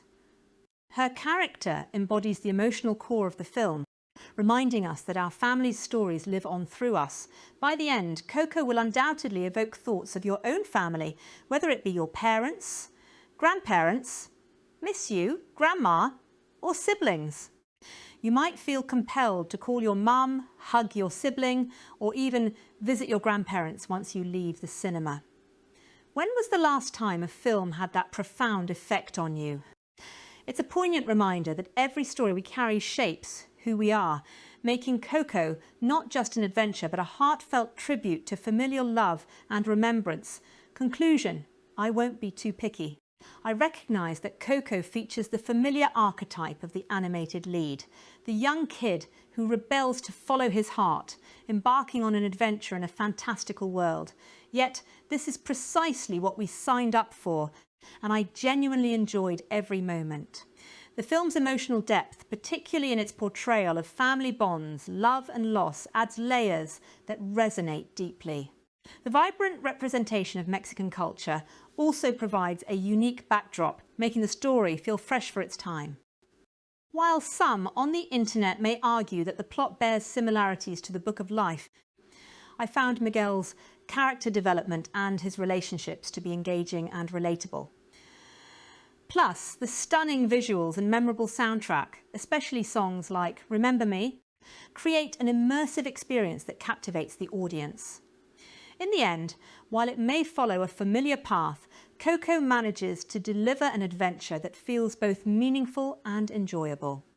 Directors Lee Unkrich, Toy Story 3, and Adrian Molina, feature debut cast: Anthony Gonzalez, Gal Garcia Bernal, Benjamin Bratt, Alana Ubach-Plot. During Day of the Dead celebrations in Mexico, young boy and aspiring musician Miguel Gonzalez gets transported to the land of the dead, where he must team up with friendly soul Hector Bernal to track down his long-lost relative and musical sensation Ernesto de la Cruz, Bratt, to get a blessing to be sent back to the world of the living. Remember Me, Though I Have to Say Goodbye, review by Eddie on 1804-2018 after some up-and-down efforts over the last few years. Pixar has shown the world once again that it's the master at producing original, risky and effective CGI efforts with the lovable and colourful Coco, alleviating any doubts we may have started to harbour about the great animation company's ability to produce high-end original ideas. fixating itself around Mexican culture through music and beliefs, and creating a highly enjoyable incarnation of the land of the dead. Filled with hybrid animals and feel-good vibes, Coco follows its young protagonist Miguel as he enters unwittingly into the land of the dead on the night of the Day of the Dead celebrations, as he must find his long-lost musically orientated family member to bless him back into the land of the living.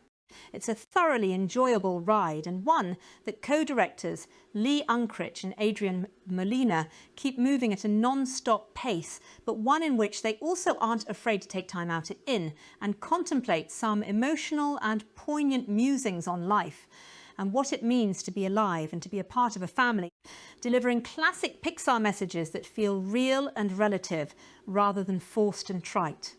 It's a great mix of the fun and the serious, and Coco is that rare animated film that can be enjoyed by the young and the old in equal measure, and one that blends its elements together to create an experience that is likely to be remembered as one of the company's most risky and successful ventures in a CV of some incredibly well-made films. Working alongside the film's unique set pieces and foundation in a culture many outside of Mexico would fail to fully grasp is a collection of great characters and in-turn voice performances from its cast with the young Anthony Gonzalez. Work voicing Miguel a highlight, with great supports from Gael Garcia Bernal as Miguel's Land of the Dead companion, Hector, and Benjamin Bratt as the singing sensation Ernesto de la Cruz. These characters might not be up there with the best of Pixar's back catalogue, and Coco might not be as funny overall as some of the kings of their past, but it doesn't stop this Oscar-winning effort from being a league above other animated efforts from the last 12 months. Coco is a 2017 animated musical fantasy film produced by Pixar Animation Studios and released by Walt Disney Pictures.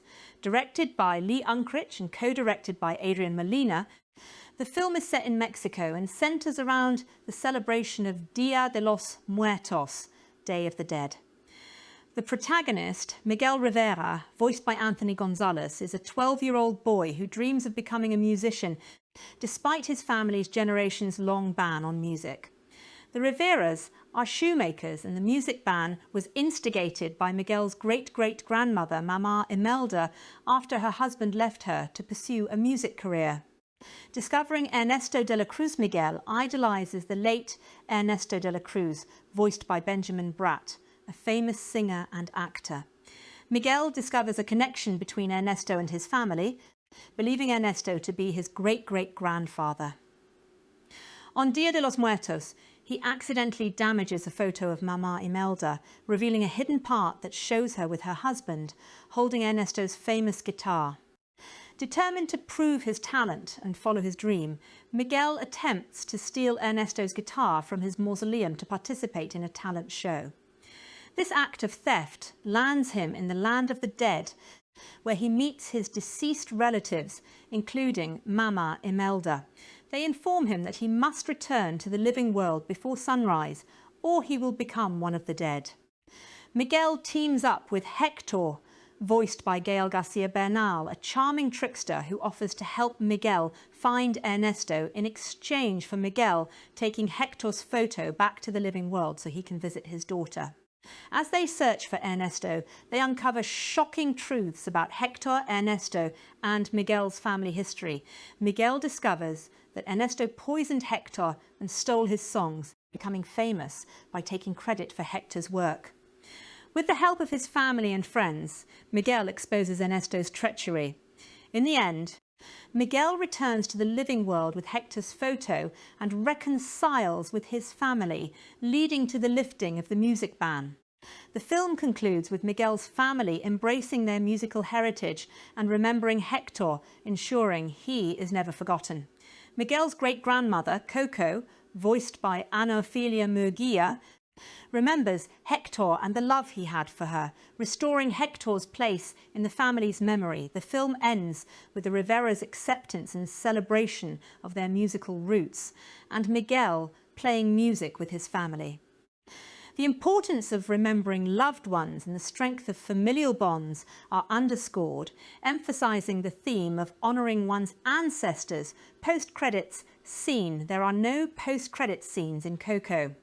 Type of movie Coco is an animated musical fantasy film that combines elements of family drama, adventure and cultural celebration.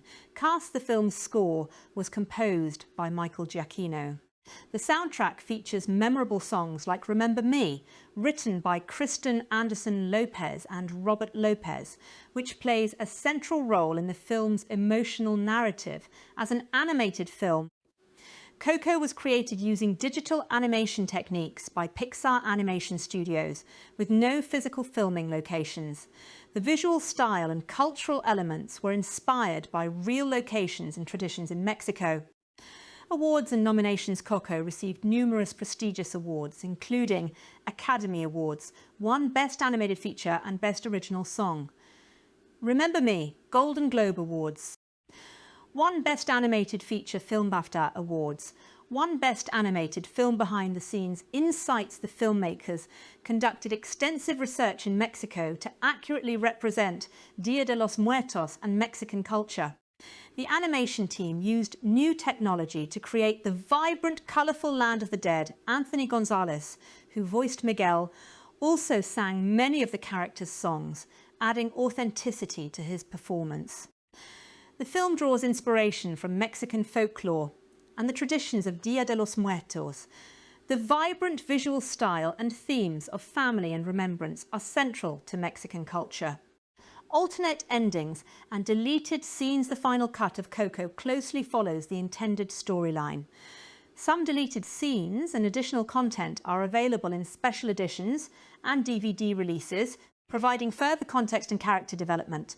Book adaptations and differences. Coco has been adapted into various children's books and novels that expand on the story and characters. These adaptations remain faithful to the film while offering additional insights and adventures. Miguel discovering his family's connection to Ernesto de la Cruz. Miguel's journey to the land of the dead and meeting Hector, the climactic confrontation with Ernesto de la Cruz, the emotional scene where Miguel sings Remember Me to Mama Coco. Remember me, though I have to say goodbye. Remember me, I'm proud we're family.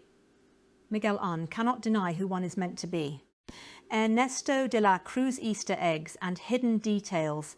Various Pixar Easter eggs are hidden throughout the film, including references to other Pixar movies and characters.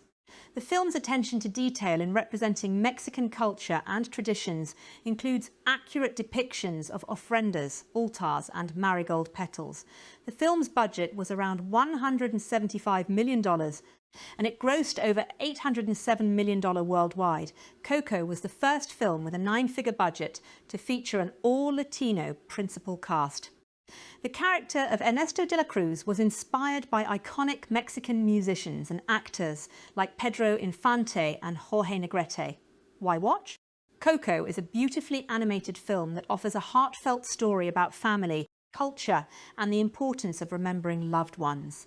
Its stunning visuals, memorable music and emotional depth make it a must-watch for audiences of all ages. Coco is a heartwarming story about family and a well-crafted coming-of-age tale steeped beautifully in the traditions of Mexico's Dia de los Muertos. Pixar's latest offering, Coco, is the animation studio's second premiere of 2017, following Cars 3 this summer, and the first original non-sequel since The Good Dinosaur in 2015. Pixar has made a name for itself over the last 2 decades as an animation house that infuses compelling concepts with a great deal of heart in order to entertain audiences young and old. Though there's been a debate whether Pixar should focus more on original ideas over sequels to their beloved films, Coco is proof the Disney-owned animation studio can still come up with new concepts with as much magic and heart as their first string of hits.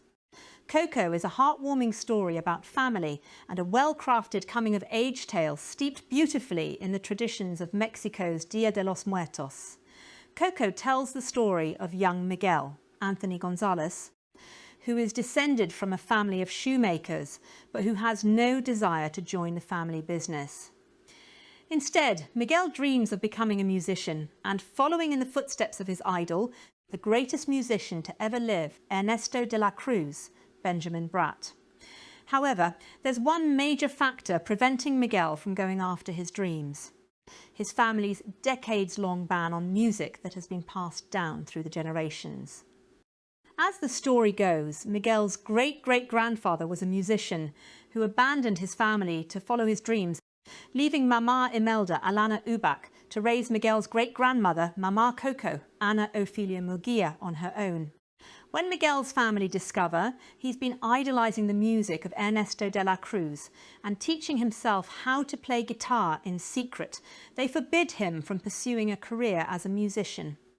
In order to prove he can follow in the footsteps of Ernesto, Miguel steals the famed musician's guitar on Dia de los Muertos and accidentally transports himself to the land of the dead. Though Miguel meets his deceased ancestors, they also don't understand Miguel's love of music, and he sets out in search of Ernesto with the help of charming conman Hector, Gael Garcia Bernal, who needs Miguel's help in order to visit the land of the living. However, Miguel must find a way home before the sun rises, marking the end of Dia de los Muertos, or else he'll be trapped in the land of the dead forever. For Coco, Pixar assembled a team that are well versed in the animation studio's offerings, and it shows insofar as the film presents the best of what the studio is known for, while offering a completely new and compelling adventure. The movie was directed by Pixar veteran Lee Unkrich, Toy Story 3, and co-directed by Adrian Molina, The Good Dinosaur. The latter co-wrote the script with Matthew Aldrich. Cleaner, based on a story by Unkrich, Molina, Aldrich and Jason Katz, Toy Story tunes, Hawaiian Vacation. Unkrich re-teamed with Toy Story 3 producer Darla Kay Anderson, while fellow Pixar vet Michael Giacchino, Inside Out, Jurassic World, served as composer. Music is, of course, an integral aspect of the film, so Gonzalez and Bratt lend their voices to a number of catchy and fun songs in Coco, though it's not quite a musical in the vein of Disney's typical animated offerings. The story of Coco is a rather typical hero's journey, coming-of-age tale, with Miguel going on a grand adventure in the land of the dead and learning an important lesson about both himself and his family along the way. Miguel's motivation throughout the movie, wanting to follow his dream but not feeling understood by his family, provides for an exceptionally universal jumping-off point and acts as the anchor around which the entire film's emotional arc revolves. Even so, there are plenty of twists and turns throughout the movie that prevent the story from feeling stale.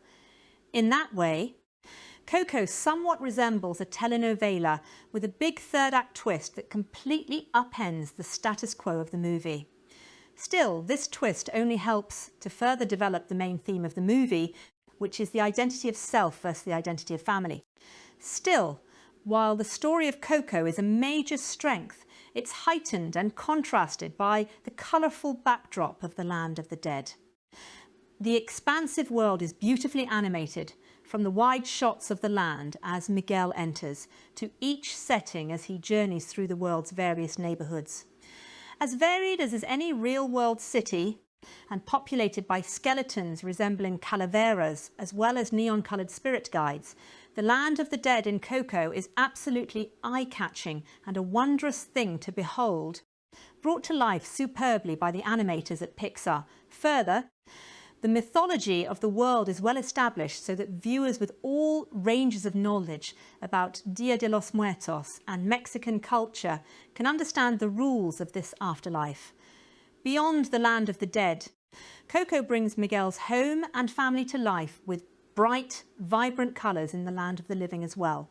On the whole, Coco utilises Pixar's typical 3D CGI animation style to craft a rich world full of depth, both for the living characters and those who are dead. Additionally, Miguel and his entire family are brought to life with varying levels of development. Because the family is so large, Coco mainly focuses on Miguel and his great-great-grandparents, since the ancestors started the rift in the family that's felt by Miguel in present day. Still, the story provides little details about Miguel's various family members to give them some characterization and offer more depth to the characters than viewers may expect. The result is a story full of heart and drama following characters that the audience can't help but love like their own family. All in all, Coco is a fantastic addition to the Pixar library with all the heart and emotion of the animation studio's best offerings, as well as visuals that surpass even the company's most eye-catching films. Its story is heartwarming and universal and richly textured thanks to its roots in Mexican culture. Though some elements of Coco are a bit dark for very young children, Pixar's latest is perhaps the perfect holiday film for families, and it will no doubt be entertaining for Pixar fans of any age. Additionally, with the exceptional visuals, Coco may be worth a 3D or IMAX viewing. Altogether, Coco has all the makings of another Pixar classic, proving the animation studio's original ideas are just as strong as they ever were. Is Coco safe for kids? Is Coco okay for kids? Should your kids see the newest Disney Pixar's animated film? Check out this Coco movie review, Safe for Kids? An honest parent review guide of the new animated Disney movie. No spoilers! Pixar Coco movie review. Safe for Kids? Parents Guide Pixar Coco hesitated as I sat in the theatre with my kids, my 9-year-old on my left and a very timid 4-year-old on my right. Skeletons did not appeal to my daughter's interest. I don't blame her. I never told her otherwise. My son seemed confused. Was this a scary film or not scary film? And I went in with very little expectations. Dia de los Muertos wasn't high on my list of must-watch movie plots in this Coco movie review. Safe for kids.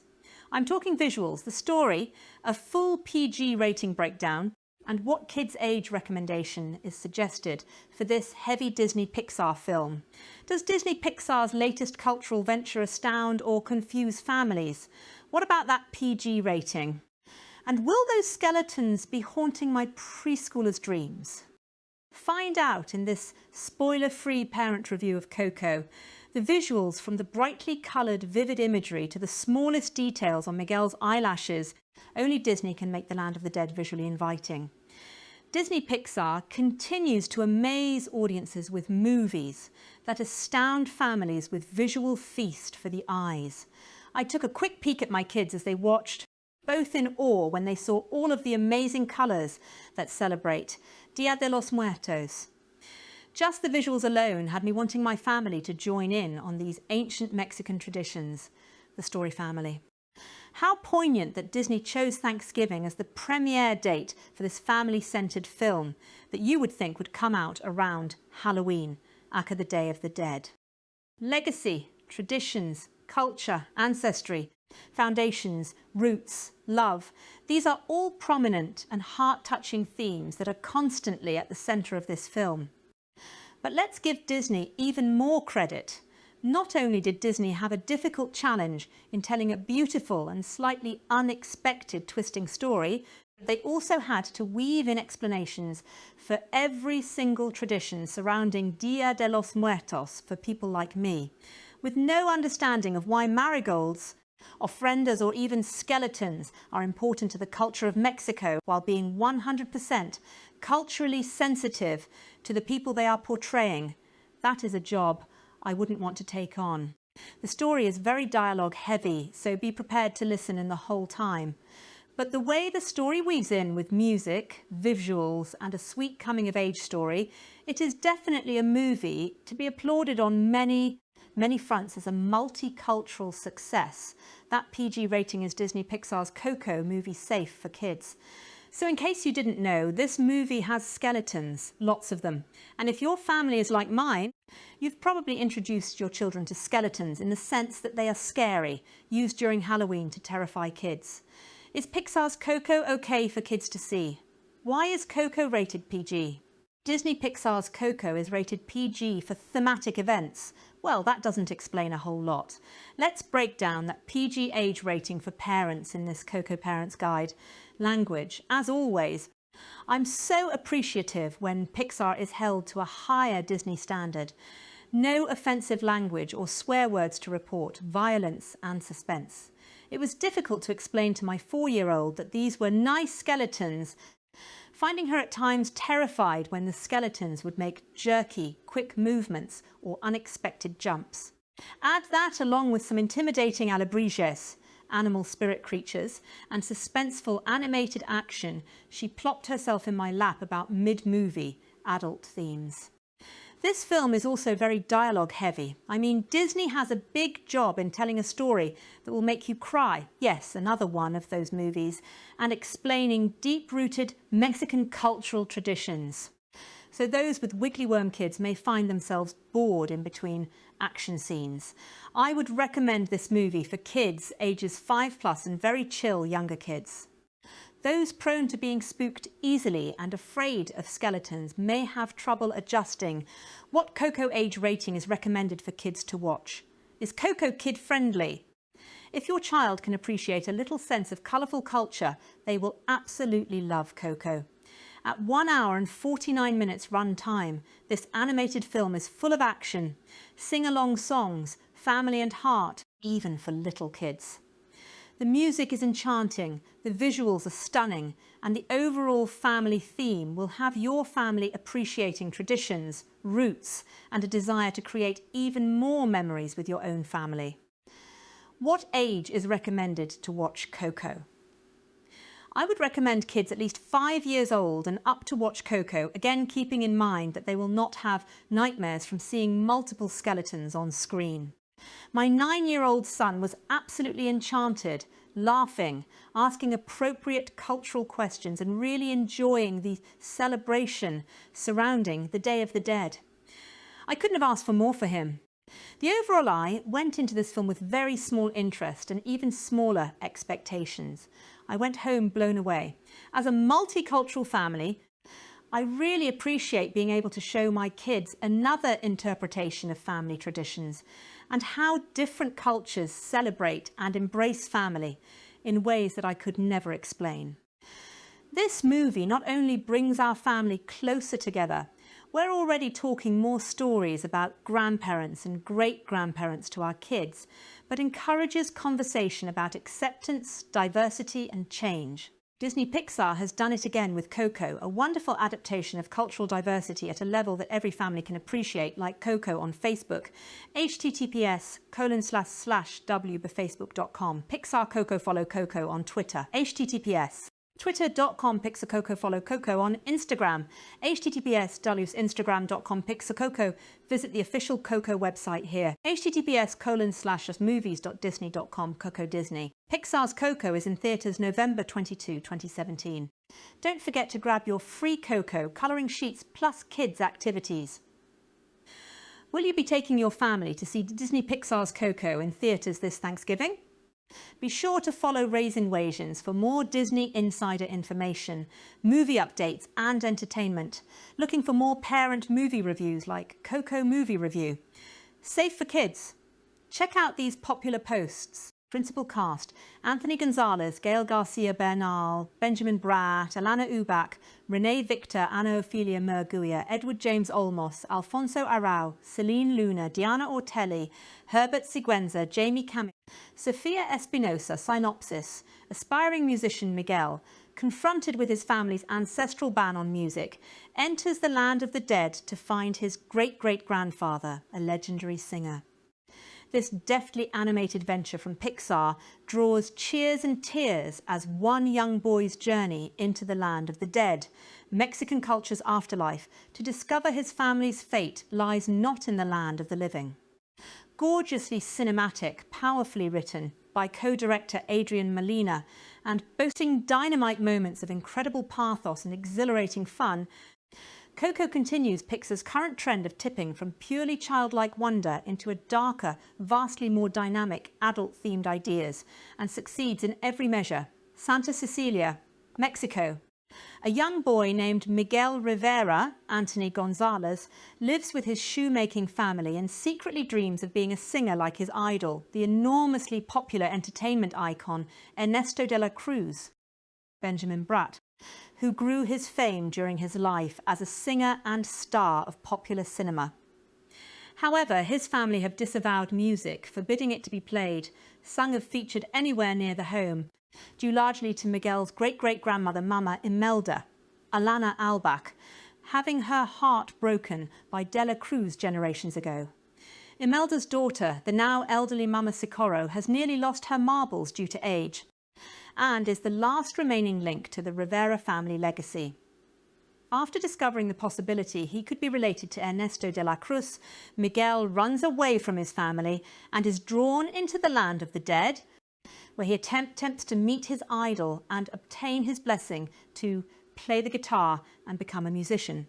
However, things don't work out for Miguel when he meets afterlife huckster Hector, Gael Garcia Bernal, who takes him on a strange journey into the land of the remembered, where his understanding of history will be challenged. Lee Unkrich is one of Pixar's grand old men.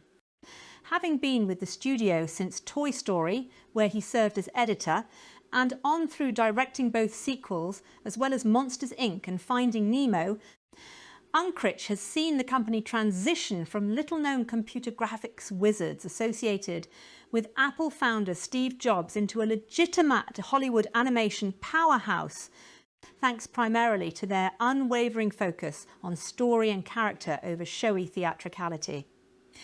Since 2015, there has been a noticeable shift for Pixar's creative drive with every film, since 2015's Inside Out, centering around family, either the reunion of The Good Dinosaur, Finding Dory, or Finding a Place Within, Cars 3, and Coco delivers yet another thematically rich, culturally diverse voyage into their own unique brand of storytelling. Miguel's relationship with his family is predicated largely on his love of music and his family's disavowing of the genre, whereby he goes on a quest to discover his own identity through this lovely conceit.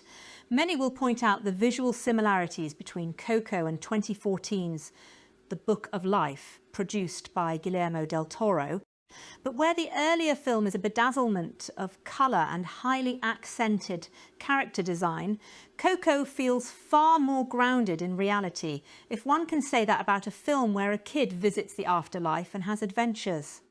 There's an earthiness and depth to Coco that Book of Life never even approached. The Book of Life is fast food to Coco's cordon bleu menu, and blessed by Pixar's blue ribbon attention to story and character, the mixture of dramatic weight and sense of fun is almost a perfect concoction. I admit to a deficit of understanding with Mexican culture. We don't get a lot of Mexican stuff here in Australia, aside from random chain restaurants, aside from what I've gleaned through exposure to Hollywood cinema, and I'm sure there's a lot of Easter egg drops in Coco that I missed. But the film's themes of acceptance, of rejecting convention, of trying to square peg fit into a family of circles are universal. The crafting of the relationship between Miguel and his grandmother, Rennie Victor, is crucial to the opening act's sense of frustration, in which Miguel rebels and flees in a fit of anger, whereas the story's crux comes when the boy finally meets his late idol, Brat's silky-voiced land of the dead superstar Ernesto de la Cruz, a character with eerie similarities to Pedro Infante or Jorge Negrete, with two immensely popular and deceased Mexican entertainers.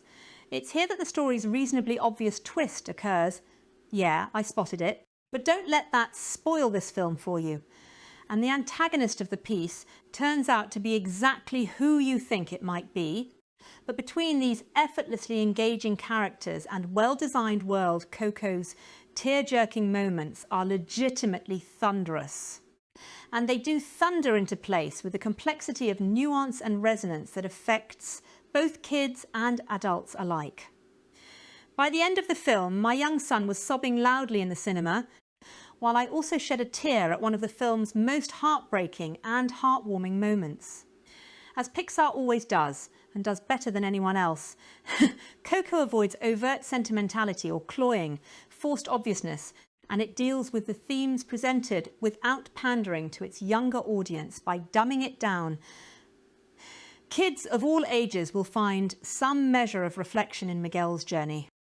and attached to him as he confronts his parents with their beliefs. Conversely, adults will invest in the journey and its sense of generational disenfranchisement, something we've all felt at some point through our growth into functioning people in society with a blue ribbon story to tell. Uncritch and the Pixar folks assembled a voice cast of actual Mexican and Spanish talent to deliver the requisite nuance to the dialogue.